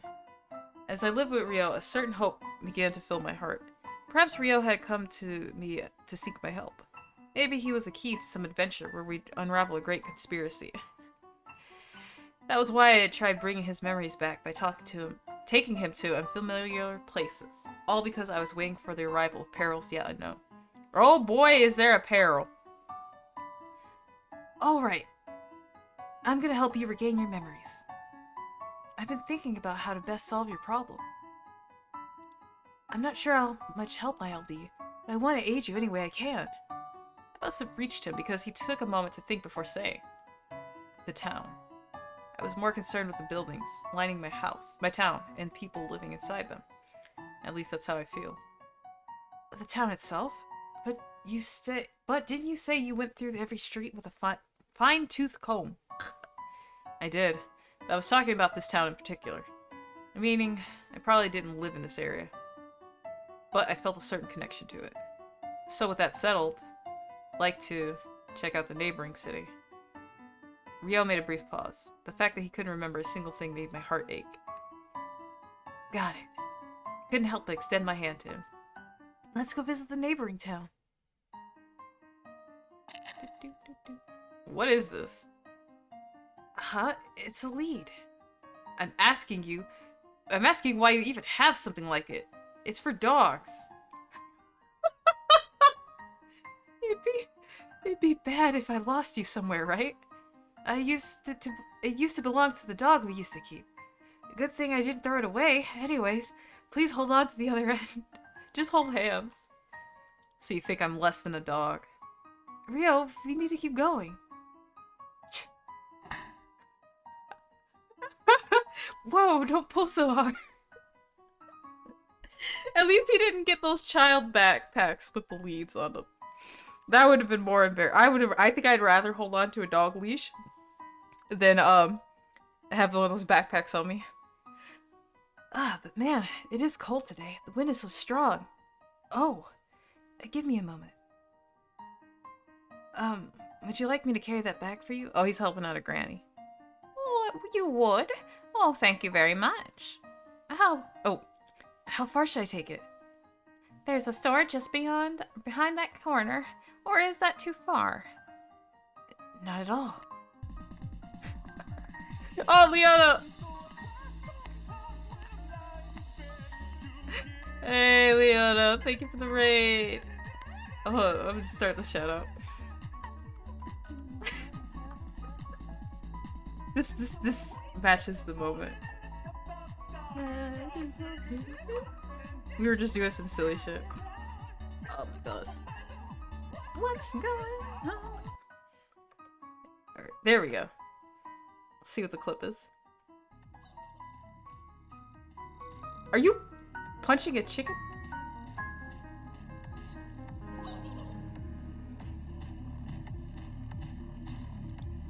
Oh, it's a game in... Okay, yeah. Super Turbo Turkey Puncher. Oh my god. I was like, is he punching chickens? Oh my god. Okay. What were you playing, Leona? Oh my god. Or what were you streaming? That's it. Not I recognized the game and the clip. Lovely clip, surprises everyone. Yeah, I forgot there's arcade machines in the modern Doom. What the fuck? What the fuck? Sorry, I kept you waiting. Take a look at this. I got some peaches. Good for you. Oh, definitely. I love peaches. Anyways, let's be on our way. Oh, it's low. After walking for a while, I heard a cat and turned around. And I was getting prepared for tomorrow's challenge. What is that? Is this Splatoon? Are you talking about Splatoon? Or is it what the fuck was it? Or did Zora like pick a game? Oh, okay. Yep. Okay. Fuck, I forgot about Splatoon. I gotta do that. I'll probably play a bit tomorrow, maybe. Oh look, there's a cat in the tree. I guess it can't get down? It's pretty high. Huh, not even I can reach it. Lift Ryo up. Ryo looked at the peaches I was holding. Suo, let go of the lead. Huh? Whoa! He kicked off the base of the tree, grabbed a large branch, and spun around it. Oh! Using the lead as a lifeline, he quickly made it to where the cat was. Wow! This freaking American gladiator, Ryo. I tiled at stream's ends if I win 5 ranked matches. You played ranked? Alright, flex. You're fine now. After taking the cat in his hands, he used the lead he'd hung up to make a safe landing. Here, I got it. He smiled and gave me the black cat. The small creature in my hands was very warm. Even I can help people. Or cats, at least. Oh, Ryo's so cute, what the fuck. Was he somehow competing against the help I got for the peaches? I got the peaches for? Unfortunately, it took me hours to do that today. Oh, okay. So you ended, you got your 5 ranked matches. Okay. I think the most I'd ever done was 2. That's it. I don't think I could ever get past 2. He bashfully scratched his cheek before putting the lead back in his pocket and walking off. I was just staring at him, with nothing but awe in my eyes, and still holding the kitty. He's so strong. He might actually be a character in a story. He really said, he's just like one of my Japanese animes. There might be some drama behind his amnesia. An excitement within my chest grew higher as I chased after him. I bought 2 train tickets, and they were more expensive than any of the ones I'd ever bought before. Well, yeah, you're going to the next city. I could barely contain my excitement. I felt like we were embarking on a grand old journey. You're not going to sit? No, I can't seem to calm down. Ryo glanced up at me as I was holding onto the handrail, then directed his gaze outside the window. We were passing one station after another. He watched the passing scenery rush by, but didn't get much of a reaction out of him. Ryo hadn't said anything, even as we reached the final stop. It was a factory town. We aimlessly wandered around until under a cold winter sky. I didn't even know the name of the city. Neither of us spoke at all, partly due to the chilly weather. It made our lips dry and cracked. Every time I walk through a town, it makes me realize how empty it really is. I suppose it's a sign of the times. Our world might really be ending. I don't genuinely believe that, but I can't help but thinking about it. In the end, I might actually be wishing for it. I exhaled and watched my breath slowly dissipate into the air. Ryo remained silent for a while, and simply stared into the distance. As I was about to turn around and say we should leave when I noticed him parting his lips. I don't think I want the world to end, despite how cruel and unfair it can be. Even without any memories. Even if your life turns into a boring, meaningless routine. When you die, it's all over. As he uttered those words, my god, his eyelash lightly trembled in the wind. I think, if it's really that boring, it might as well come to an end. I want everything in my life to be interesting. You're awfully greedy. You think so? Only those at the top can think that way. It's selfish and arrogant. A gust of wind ruffled our hair as it passed by. What value was there to mankind, in a mundane world filled with nothing but hollow despair? I felt like our paltry scuffles had become the laughing stock of some invisible power. Narrowing my eyes in the strong wind, I licked my cracked lips to moisten them. I knew it would only make it worse later on, but as long as the immediate feeling of discomfort was gone, I didn't care. In the end, we couldn't find anyone that would help us jog Ryo's memory. We were just a couple of children, powerless and insignificant. Excuse me. My heart ached seeing Ryo so visibly disheartened. Don't worry, I'm sure we'll find something new tomorrow. Thanks. A baseless, irresponsible remark. Still, it was enough for him to try and hide his pained eyes and give me an awkward smile. I turned back toward the familiar road in the east sky. There was nothing in Tokyo. What do you mean there was nothing in Tokyo? The city we lived in was empty. And so was I. There was absolutely nothing to me. Okay, now it makes sense. Huh? I woke up not in my bed, but the living room. I must have dozed off on the sofa. I should head back to my room. With uncertain steps, I returned to my room. It's not his room. It's that dream again. Someone's having a nightmare. Huh? You're not sleeping? Oh, you surprised me. I didn't expect to see you so late. Unable to fall asleep in my room, I went down to the living room. There I found Ryo. Here. He handed me a mug. I wanted to drink myself, so I figured I'd also get something for you.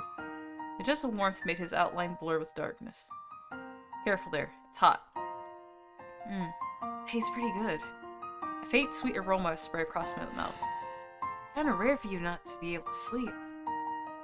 I do remember dreaming, though. Dreaming?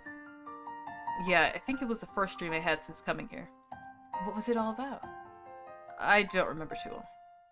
Haha, well, that's how dreams are. Even if you think they're good, when you have to talk about them, you forget everything. That's why I have a dream diary. A dream diary? Yeah, it's a diary in which you write the content of a dream while you still remember it. Though I'm just using a regular college notebook. I jokingly asked if he wanted to see it, but his response was unexpectedly serious. No shit it is. Tell me about your dreams. Well, I'll tell you the one from 3 days ago. I invited him to my room and sat down on my bed. I opened the notebook and went back a bit from the news page. Huh? Cute. This is a dream where I fought a kaiju. Kaiju? Yes, the kind that salivates all the time and smells like decay. I had no idea how I could beat something like it. While I was thinking, it was covering the city in sludge, and people were overcome by fear. And how did it end? I destroyed the tallest building in Rumpogi from the bottom up and crushed the kaiju. Oh, you might be Altera then. When I was celebrating the victory, the sludge coiled around me. That was when the dream ended. I closed the notebook in an exaggerated manner. Ryo looked like he wanted to say something. You have some fun dreams, huh? Yes, I love dreaming. It's so much fun. You never know what's gonna happen, but that just makes it exciting. I see. Your dreams sound nice. Ryo? Could you tell me more of them tomorrow? Tomorrow. That word made me look up. Yeah, of course. Think you can sleep? Huh? I've been watching you during the day, and you seem awfully drowsy. I figured you were sleep deprived. Oh. Hopefully I'm just overthinking it, though. I'll wash the cups. Thank you very much. Night. Good night. Huh? Turns out Ryo's way more of an adult than I am. I see. Suo? Shouldn't you be getting out of bed? I'm late. I tried waking you up multiple times. No way. Oh, jeez. I have no time to even grab a bite to eat. I gotta get changed to my uniform and leave right now. At least take some toast while you run. The days went by without any problem. Good morning, Suo. Did you oversleep again? Yeah. An unchanging world, saturated with joy and fun. I'm home. Welcome back. Warm, gentle days, devoid of challenges and conflict. Good night. Night. I thought something would change with him here, but that day never actually came. No good. I can't remember anything. I see. Please don't blame yourself. Oh, why don't we continue that game from where we left off? Sure, okay. And so another uneventful day would go by, without Ryo's memory showing any sign of returning. Oh, welcome back, Kato. Mr. Samijima, what's that? I saw it in the pharmacy and decided to buy it. What is this? Please be normal. You could have the rest. But I'm not a child. Use it to play with your friends. Either way, I should be going now. Did you have business with me? No, I did not. After saying that, he climbed into his car, not the usual Mini, and drove off. Man, soap bubbles really didn't suit him. Soap bubbles? Mamiya, Can you blow them for me? by myself? Come on, do it with me. You're such a bully. How do you expect an invisible guy to do this? I want to see them, can I? He could have said it when Mr. Samijima was here. It was embarrassing to play with bubbles by myself at this age. Fine, just a bit.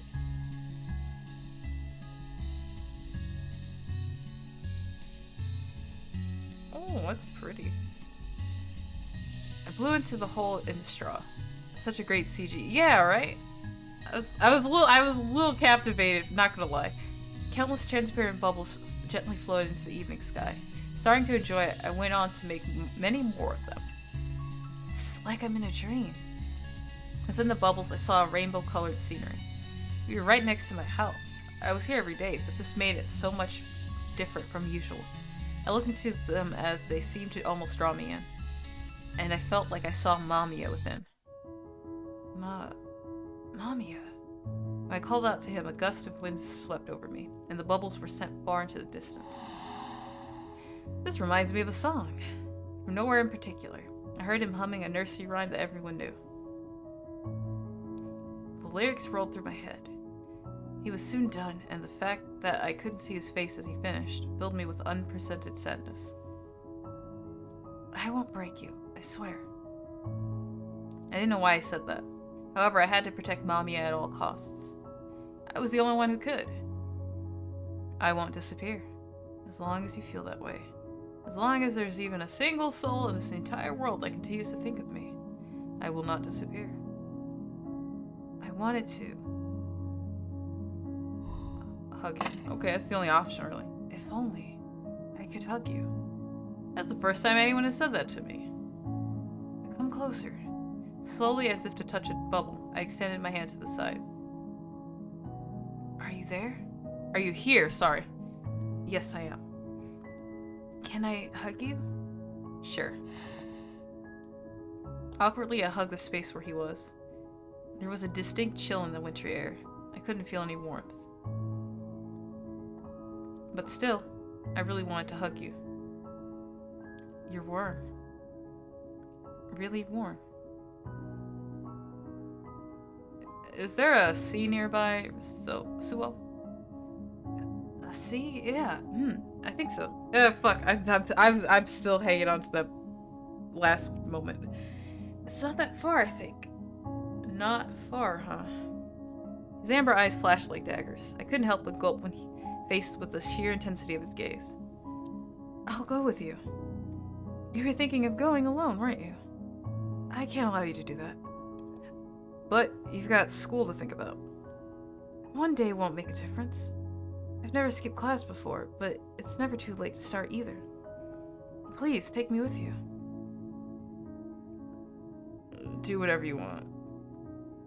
Oh, I will. He said, you can bet. The next morning, we left the house with maps in hand. We were searching for the sea and something else, too. Something vague and undefined. Oh, he still got the lead. That's so cute. That said, it'll be quite a walk from here. You sure you'll be okay? Don't underestimate the endurance I've built up at work. If anything, I'm worried about you. Come on, I play lacrosse every single day. Take that. A gust of cold wind swept past us. It moved our hair as well as the lead between us. The evening sun was so dazzling it made me close my eyes. Ryo's gaze, however, remained unflinching. I retained a subtle distance between the two of us while gently pulling on the lead. How much time had passed without either of us saying a word? The sand beneath my feet felt almost otherworldly, like it came from another dimension. The ashen sea, having endured several days, the rain continued to rage. It would surge up over and over again. The waves roared. I stared on, thoroughly captivated by the sea, when suddenly, my vision blurred for a moment. Uh-oh. Ugh. I felt a splitting headache come on. Ugh! Unable to even stand properly, I fell to my knees. My vision was hazy. I closed my eyes tight and tried to bear it. Huh? What? Next thing I knew, I was in a different place. Where was I? Ryo was nowhere to be seen, gone along with his lead. Whoa, what happened? Ryo. As I called out, something grabbed my chin. Nice to meet you, Suo Kato. An unfamiliar voice said my name. He had rough hands and was surrounded by thick smells of tobacco. Oh, I forgot, Ryo got into a lot of fights. This guy might be after them. I've been wanting to meet you for the longest time. I've even dreamed about it. I forced out a groan through the hand covering my mouth. What? Don't act like you know Mamiya, you little shit. Mamiya? How did he know that name? Gah! The rough, cold concrete made contact with my cheek. The man looked down at me. Listen well. My brain was shaking in my skull. I couldn't focus my vision, but I could make just one thought. Why? Mamiya belongs to me. Why did this man know Mamiya? Suo! Suo! Oh, okay. This is in his head. You okay? Hold on. Relax. Sit up, but take it slow. I slowly lowered myself into a nearby bench. I could still feel the concrete. The bony, thick fingers, the rough adult voice, everything. All of it was a freezing chill creeping onto me. What's wrong? Can you hear it? Something's screeching. I can't hear a thing. Really? Weird. I can hear it in the distance. It's like the cry of drifting ice. It's so loud. Mamiya. Suo? You're there, aren't you? Who is he to you, Mamiya? Wasn't I the only one who could see you? Suo, what's going on? Answer me! Or could it be that you're already talking? And I just can't hear you. Suo, get a grip! Look at me. Past the frantic clamor of people, I looked for the invisible man who surely would be there. Where were you, Mamiya? I needed to hear you. Just why did I feel so alone? Mom. Dad, help me.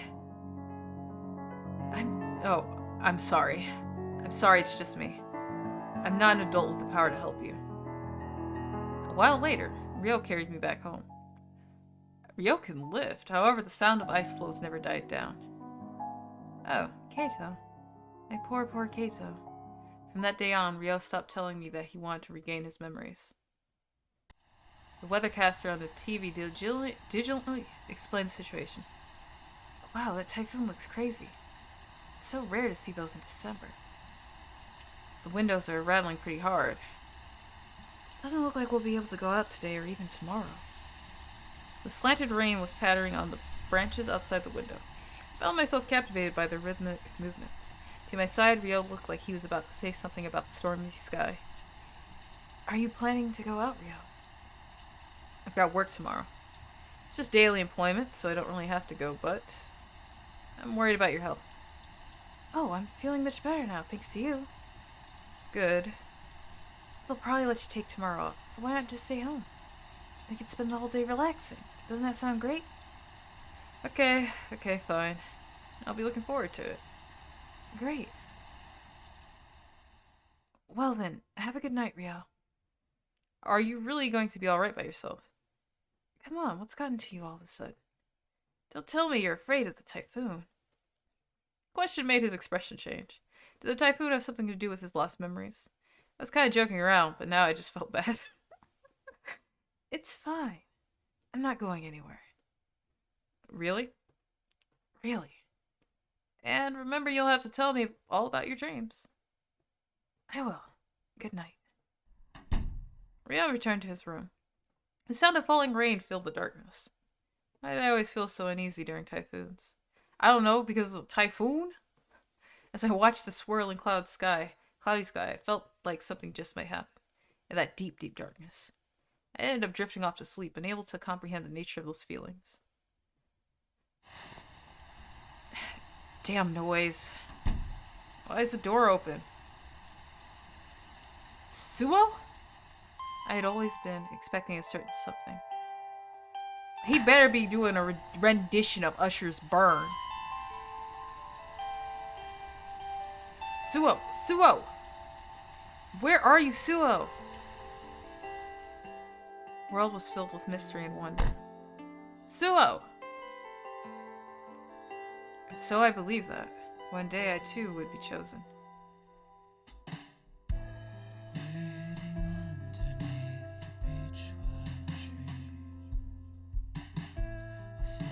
Uh-oh, the music's kicking in.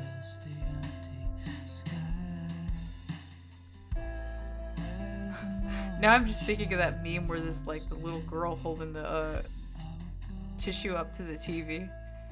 And just like, no, don't cry. You can't see my cursor right now, but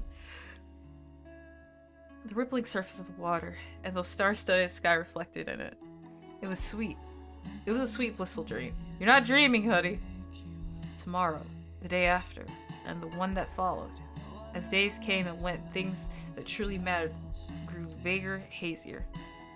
I hoped we could exchange a gentle smile, the way we did when we met in the dream.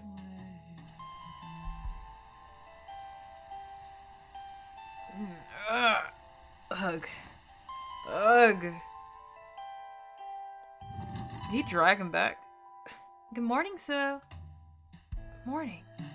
That typhoon sure was something else, huh? The forecast said today would be the same, but look, not a cloud in the sky. I never thought I'd get another day off. I'm glad to see everyone again. It was really noisy though. My window kept rattling so bad I almost thought it would come off. Me too. I couldn't sleep at all. Whew. Really? I didn't even notice it. You're just too heavy a sleeper. Yeah, Rio dragged him back to bed, so he has no idea. After that, strangely enough, each day became a little easier. Sue out, morning!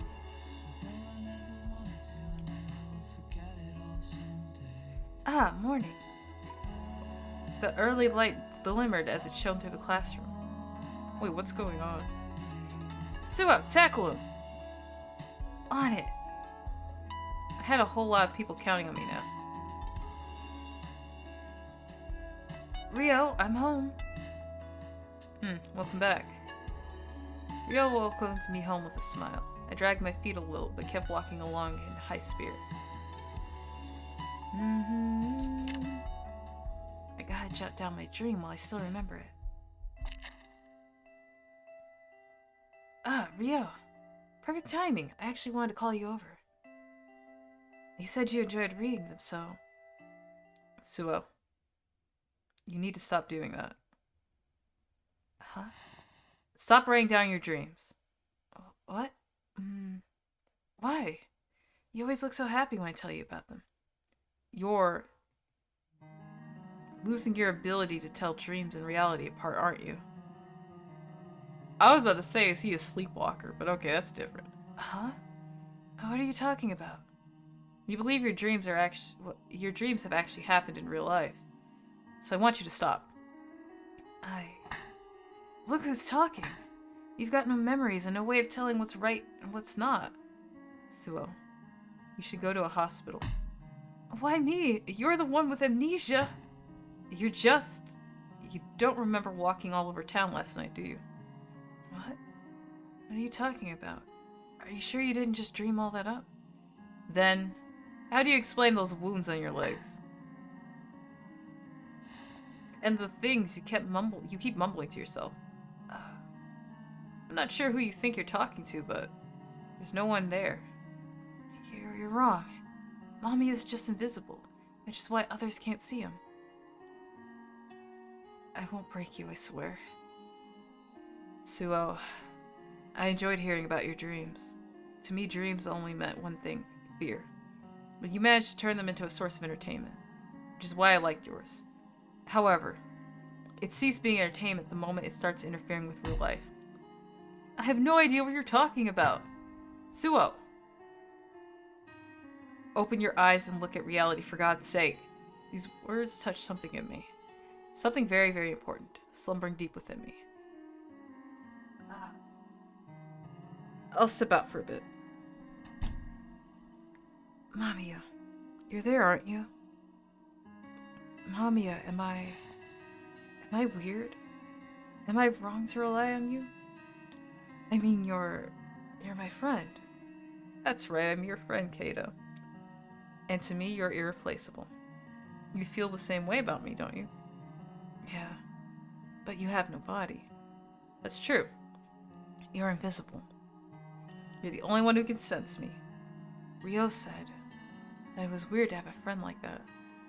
Well, it's true, I'm different from most people in the sense that I have no body. But it's a matter of perspective, really. It is. I may not have a body, but my words reach you just fine, do they not? Sometimes, apparently. Surely our relationship isn't so fragile that the mere idea of it being weird would affect it. You're right, it's not. You mean a lot to me, Mamiya. I can sense you in my heart. That makes you real. Then simply ignore what others say about us. The only thing that matters is what you believe in. You're right. You know, it's kind of weird. I'm starting to feel like nothing that happened really matters anymore, despite how much it hurt me. I don't think I want to see Ryo for a while. Mr. Samejima, what are you doing here? Kato, would you mind coming along for a drive? But I have school. Just call in sick. Come on, hop in. Huh? Mr. Samejima? He's taking this is an intervention. Jeez, you're being awfully forceful. Cut me some slack. I've been really looking forward to this. Here, I'll even put on your favorite tunes. Mr. Samejima reached out and flipped on a switch on the dashboard. A second later, an upbeat song started playing from the car. Okay. Oh, wow. I'm surprised you're also into this kind of music. The truth is, I'm not. I actually just rented it from Tatsuya for the first time. See? I even got a card. Driving and upbeat music go hand in hand. Your dad taught me that much. By the way, look, I've brought some light snacks too, sandwiches and milk. They all have different fillings, so feel free to pick whichever is your favorite. I felt quite indulged here. I suppose I'll just make the most of it then. It's actually been a while since we've been on a drive. Indeed it has. You're always so full of energy at the start, but end up dozing off on the way back. I still remember how lonely I felt as I drove through that tunnel with nothing to do but chew gum. Really? I'm sorry about that. Don't be. You take the wheel, it sort of just comes with the territory. Speaking of which, where are we going exactly? Any requests? Huh? You're asking me? Well, it's winter, so it'd be nice to see some snow. I'd like to go up north. As you wish. Off we go then, to Cape Soya, tip of the north. I can't wait. Dude is still in his pajamas. Right? I'm thinking he's dreaming this, or he is asleep and he's wandering again. I really wouldn't mind going there. Or even to a place no one knows, as long as that's what you wanted. Mr. Samejima. Kato. Our real destination is the hospital. Oh! Yep, he's taking his intervention. He's taking him to the hospital. Huh? Are you sick, Mr. Samejima? You're the one that needs to be looked at. What? But I don't have a fever. And I'm pretty sure I'm not injured either. I've heard you were out on the streets in the middle of the storm earlier. And that you weren't quite yourself. Oh, Ryo, probably. That moment my mind went blank. Mr. Samejima knew everything. Knew about Ryo living in my house. And about the night out in the storm.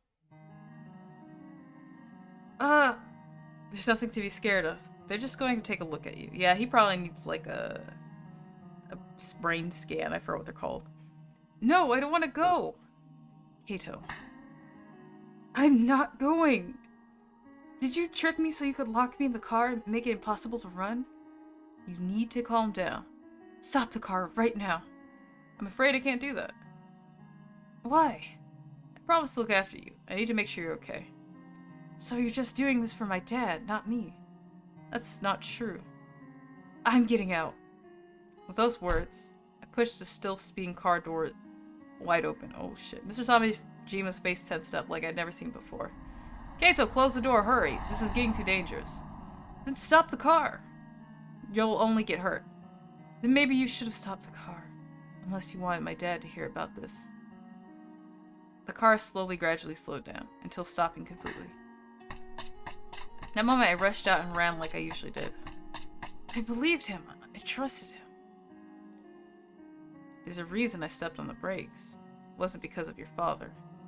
There's no way for me to hear him, though. I was still running, while feeling like the entire world had just betrayed me. Why weren't Ryo's memories coming back? Why were the days so unchanging? The sound of the drifting ice was too loud. Oh, I see. He needs to be pushed to the limit, like what had happened at the sea. He should make some progress if he's in a tough spot. The basement my dad used as a makeshift storage room was covered in concrete and had a distinct chilly air to it. I violently pushed him down there. What? Come on now. It's your fault, Ryo. You keep saying all these weird things to people. What are you... Where am I? My house, of course. Let me out of here. Oh, he's getting claustrophobic, maybe? Or... Ryo was acting strange. Ryo, here we go. Yeah, I'm gonna say, Kato's going all jigsaw on us now. His amber eyes were no longer had that intimidating glint to them. The way they were shaking was very familiar. I won't! You may beg all you want. It's your fault, okay? You told Mr. Samejima all those weird things about me. I trusted you, and yet... No. I did it for your sake. Don't say whatever's convenient in this situation. You'll stay here and reflect on what you've done. I addressed Ryo in the coldest tone I could muster. I had to remind myself not to relent. It's just for a bit, so try to endure it for now. I locked the door leading to the basement with an audible click. Hope he snaps out of it quickly. You okay, Suo? Huh? You're all fidgety. Did you forget something? Did you forget to give him food? No, it's not like that. Still, you do look a lot more livelier than usual. Huh? Ryo, I brought some food.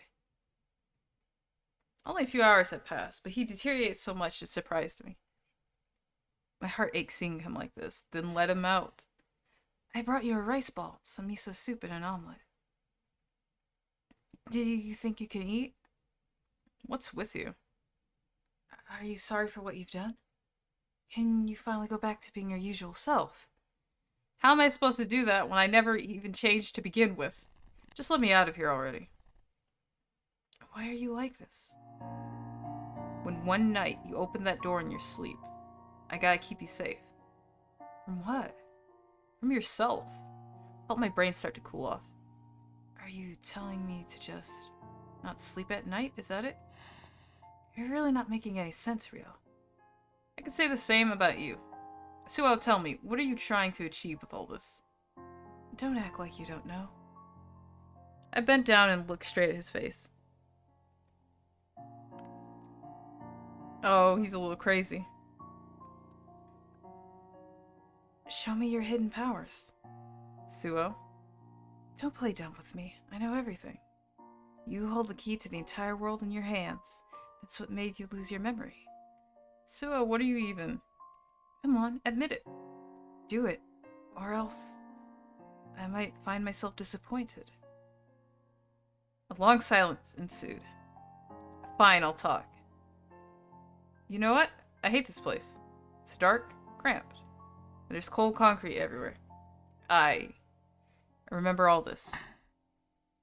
when I was small. When I brought myself closer to hear what he was saying. Oh, it's a trick.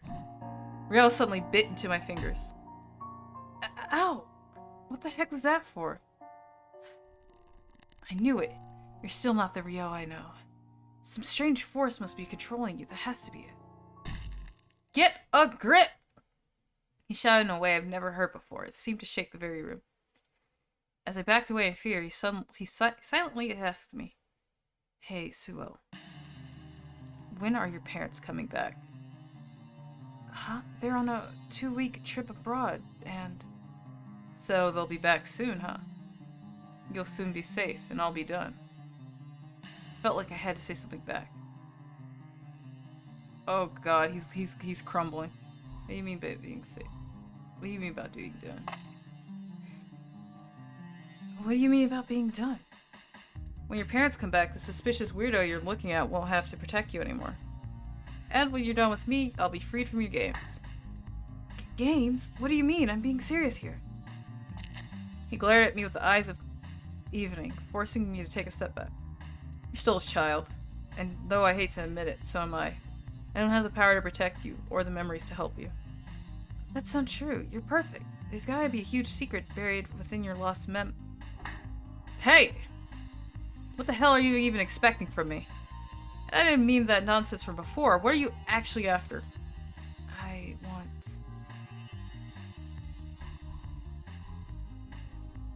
Ooh. The unusual sound seems more like it. Because I'm saying he wants excitement, which is kind of strange. What I want from you is the unusual. His expression twisted, as if he had just tasted something intensely bitter. I found you as an injured amnesiac. If I unraveled the mysteries behind you, I believe I'll find an adventure like I've never had. Whoops. I keep accidentally rolling this fucking scroll. You won't find it. I'm nothing but... How do you know that? You're amnesiac. You can't be sure either. Suo! Even my life could have something unusual in it. Something right out of a story. I watched as he slowly opened his mouth. I really don't want to say this, but... What was he about to say? Would he hurt me even more? Do you realize that you're abnormal?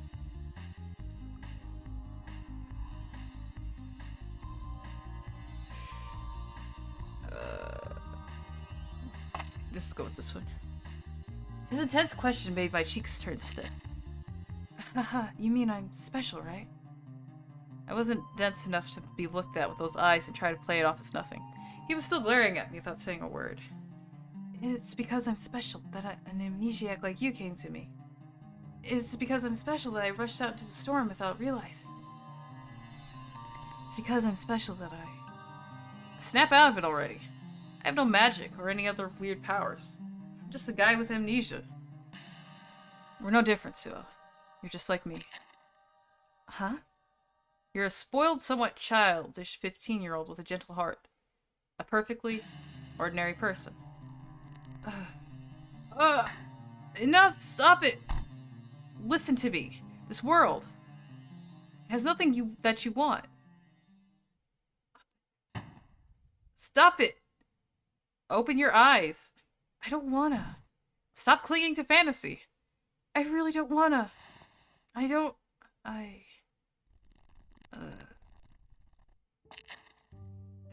wouldn't get this. I crouched down and covered my eyes with my hands. Suo. His hand touched my shoulder. He was smaller than me, yet his hand felt strangely big. Look at reality. You need to so you can protect yourself. Please promise me you'll become normal. Oh, well, there's nothing... I couldn't answer. Giving an honest response would be like admitting surrender. Okay. For the longest time, I had been full of expectations. I believed that the world was filled with mystery and wonder. That one day, I too would be chosen. I'll become a normal person. I had hopes for this world, and for myself. I looked away from his eyes. I remembered the bubble-filled scenery in which I hugged Mamiya. As long as I had that, I felt like I wouldn't need anything else. I'll become a normal person. The kind that neither Mr. Samejima nor you would have to worry about. That was a lie. I didn't care about this boring reality dominated by the body. I can't just give up on myself or this world. That'd be like accepting things as they are and admitting that I was tamed. Am I wrong somehow? Is it wrong for me to discuss all this with you? Maybe I shouldn't talk to you anymore. Answer me, Mamiya. It's okay. It's alright. Everything will be just fine. There's one wonderful thing in this world that doesn't exist anywhere else, and that is you. You don't have to worry about anything. Really? Yeah. Trust me. Mamiya, I love you. I know. This craving I feel. You understand it, don't you, Mamiya? I do. All too well. So well it hurts. That's why I sometimes fear you. Your unquenchable thirst for the kingdom of the unreal, goddammit. Is that why I'm here? Why I was left to remain? I will fulfill my duty, even if I may cause grief to some. It will be forgotten in no time. Listen, Kato. Thanks for hugging me back there. I mean it. It made me really happy. The rippling surface of the water, the star-studded sky. I hope we could exchange a gentle smile, the way we did when we met in a dream. That was all I really wanted. Tomorrow, the day after tomorrow, the day after that. As days came and went, things that truly mattered grew vaguer, hazier. Even now, I still yearned for it. Gaining superpowers out of nowhere, getting entangled in a conflict of mind-numbing proportions, embarking on an epic quest to rescue a girl, saving the world from impending doom. I desperately wanted to become someone like that.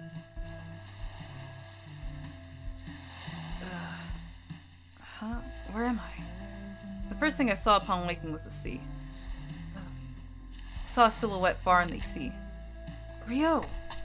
But before I could reach him, Ryo fell to the ground with a grunt. There's so much blood. Red began to fill the purple sea. Oh no. Ryo was going to die. Ryo, don't do this to me. You gotta stop the bleeding. Come on, wake up. No. No. What should I do, Mamiya? Mamiya! Mamiya? Uh-oh. I knew the truth that many people had lost. You're right there. You're there, right? Mamiya, answer me. I wanted a dramatic conclusion. I even ready to sacrifice myself. No! Like a true hero. Kato. You're amazing, Kato. Thanks, Mom. Dad. I wanted them to smile and tell me I was special. Ryo, don't die. Suo. I remember now. Huh? I remember everything. Oh, I see. Including where and when this is. And the reason why we crossed paths. He's different. He's not being targeted by a shadow organization, nor does he hold the key that will unlock the path to another dimension. He has no hidden powers either. You and I were. He's just an ordinary person, nothing more. I don't need to hear about those memories. They're worthless to me. Pierce him with what?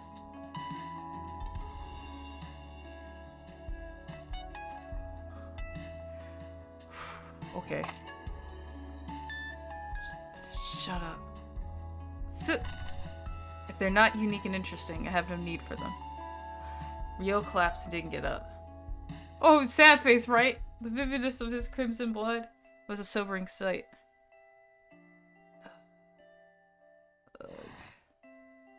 Ryo, why? But...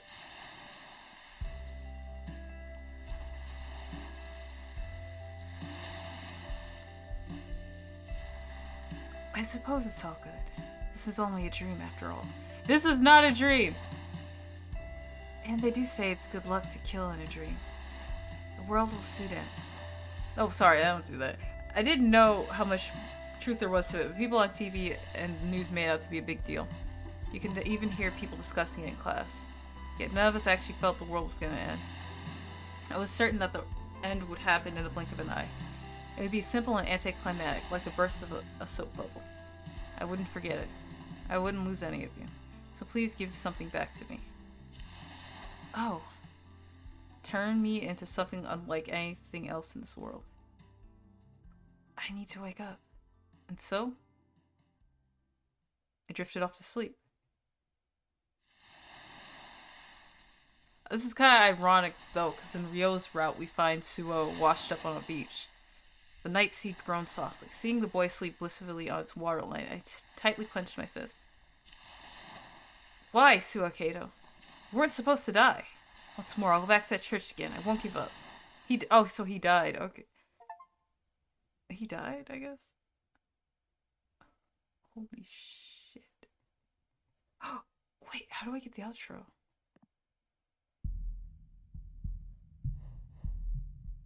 Oh, there's a music list. Okay, okay.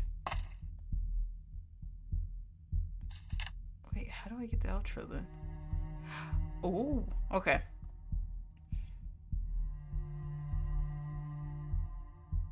So is there alternate routes here? Oh, this is... Now I'm a little...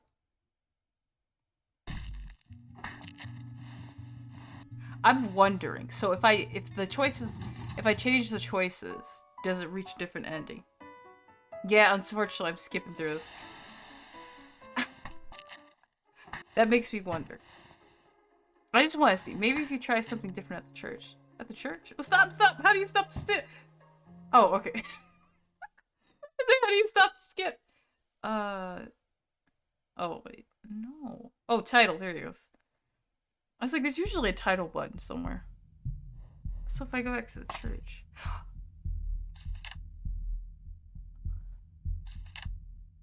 Oh, well, yeah, because I think when we were doing Tojo's route, something changed. Oh, hold the phone. Why is it going so... Okay. I'm for a place to sit. At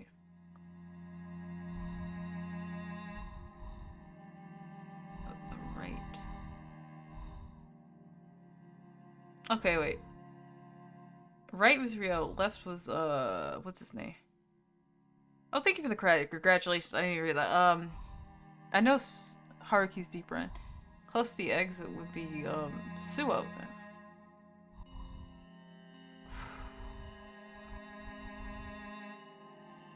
Some reason I feel like this wasn't an option, but I'll click it. It's probably... Yeah, it's still Suo. Okay.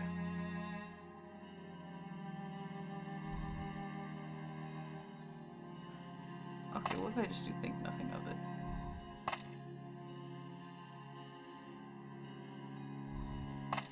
Because I know if you like, Curious just observes them. Oh. Oh, casually look around wasn't on Suo's route. No one had caught my attention because his was to go outside or fuck. Yeah, it was to go outside or something else. Chose to aimlessly wander around public. I need a mental break. Wanting some fresh air, I decided to step outside for a moment. Oh, I guess this still is Suo. I walked around for a bit until my eyes met with a student. Hello. Hello. Wait, let me see. Okay, that's still the same. I think I activated Suo's route.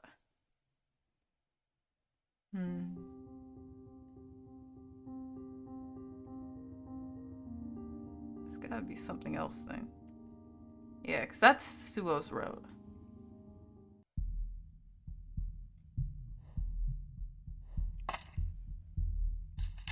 What would be different then? Now I'm confused. Let's try something different. Maybe I do have to observe everybody.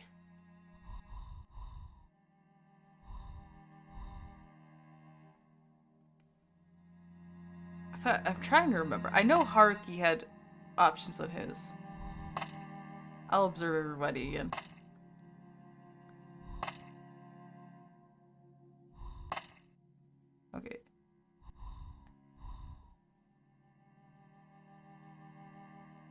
Take a seat next to the black-haired student. Oh god. What? Oh. Can we still talk to Tojo? Oh!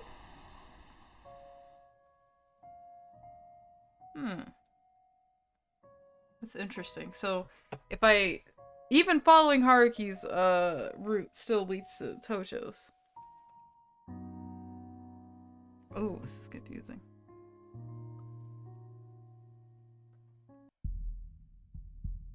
What about, fuck, what's the other one? I don't know if Tojo's route had options. I can give you another hint, Lama. Please do. I'm not entirely sure, because, like, I know that, well... what was it? The 4 choices start the routes, right? And... depending on who you interact with, will take you to the cases. Red choices are key. Red? Oh, I thought they all turned red. Or wait, are they supposed to flash red after you choose them? I'm not a clever bitch. I'm not a clever bitch. Oh, these are all yellow though. The only time I feel like the only time I saw red was when they start to like have their their panicky moments. Let's try the right. Ah, stop! This is... let's go with I'm curious. Let's... Stop. Stop! There we go. Yeah, keep going. Stop. The skip is too strong. Because we all know they pay their respects. Oh, I'm this fucking idiot! Stay put. I didn't even think about the stay put option. Ah! As I stood in place, I realized most of the people had already left. There were a few stragglers. I can still turn back now. Should I really not talk to any of them? Well, I really have no regrets. Call out for someone after all. Don't move from where I am. I was like a teen standing in place. I was soon left all alone. I completely forgot there was options to do nothing.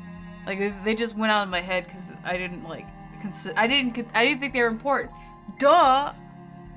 That's also cool about this. That's also cool about this visual novel. I silently approached the coffin. As my hand gingerly touched the lid, I heard the door behind me open. I thought everybody left. Oh, okay, so we aren't even the detective. This is the detective. Pretty sure the funeral's already ended. Oh, I just want to see Natsume's face one last time. Who am I then? His seemingly unfamiliar voice made me squint. My fist trembled with rage. Who are you? I deeply cherished those 4 and wanted them to be happy.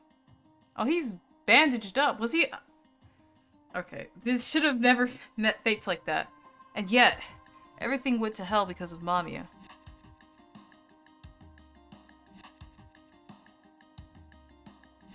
Wait a second. So I was right, that reflection wasn't, Tojo?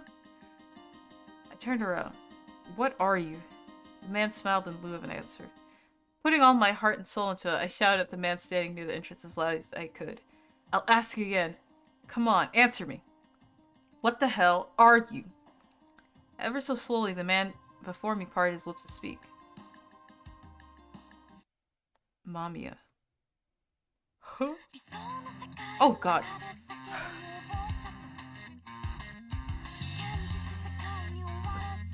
That fucking surprised me.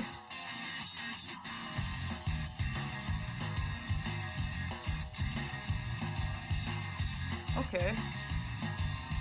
It's a freaking anime opening?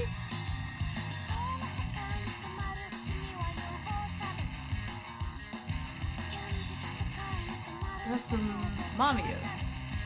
Where's the other one? Oh, okay, these effects go hard though. The OP is so good. It is, it is. This is so fucking crazy. I love it.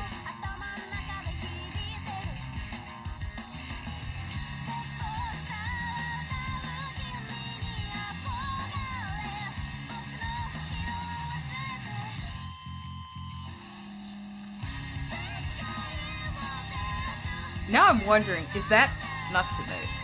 Or not? I don't know. Fuck.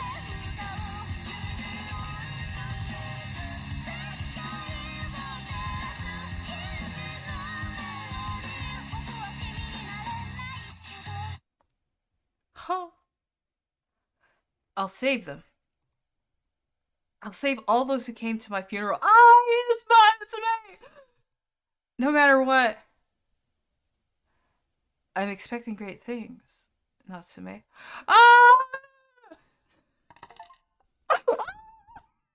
To be continued next time. Ah!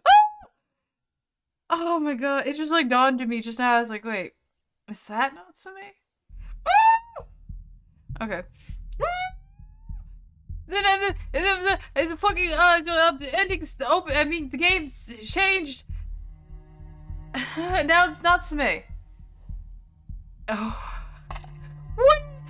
Episode 2, Fall Down. Doomday's Dream. This is a freaking visual novel? Oh, Lord. Okay. This is chapter 1, 2, 3. This tips. 4, 5. This is so... What is going on? Because, like, you can see the images. What is going on? Congrats! I'm fucking, flabbergasted. I'm a little excited though because like Haruki looks kind of cute right here. I wonder what's going on. Woo! Isn't that what's her name? Mika. Well, I mean that might not even be her actual name, but whatever. But I don't know who this is, and that's a little concerning. Whew. Oh Lord, there's more! Oh my god, that's I'm hitting the end of my voice's energy box. My voice box here. Okay. So there's okay. Okay. So there's gonna be more. There's going to be more streams of this. Absolutely. Because now this got me by the list. I mean by the throat. Wow, it's kind of long, Vian. That's fine with me. Absolutely. I don't care if it's long. I just wasn't aware how long. Oh, Arky. So we got a lot of... Oh, we're only on page 3 of the CGs. But it's so good. There's a lot of art. Okay, hold on. I just want to check this out. Oh, yeah, that's the OP.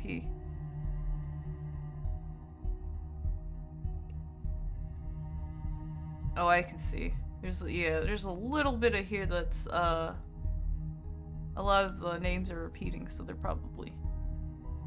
Wait. Oh, you can play. You can play the music. That's a little busted for a visual novel. What the fuck? Oh, episode... Oh, I gotta stick to episode 1 and 2 then, because this is, like, 2 and 3 we haven't got to yet. Yeah, that feature makes it so good. This is a little advanced. I feel a little spoiled. Fuck it all. What is that one? I wish it was easier to listen to myself. Oh, that's the one that played, I think Haruki. This is that song that was played with what's his name? Tojo. Minato. Oh my god. Okay, I gotta stop.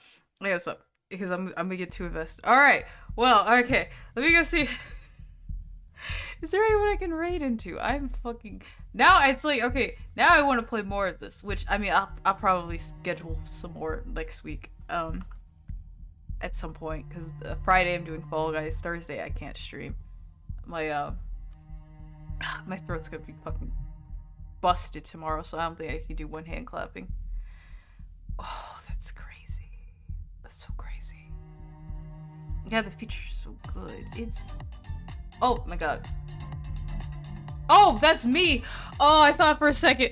I thought I accidentally hit open to tab. Oh, thank you for the follow, Giza. Gizia. Oh, wait. Oh, well, I'm probably... Wait, today's Wednesday? Wednesday. I'll probably do MAMIYA again on Wednesday, because I do Yakuza 0 on Monday. And I gotta get through that bitch. I have to, because there's so many games. But this... Oh, I gotta do it early in the week, because I don't know...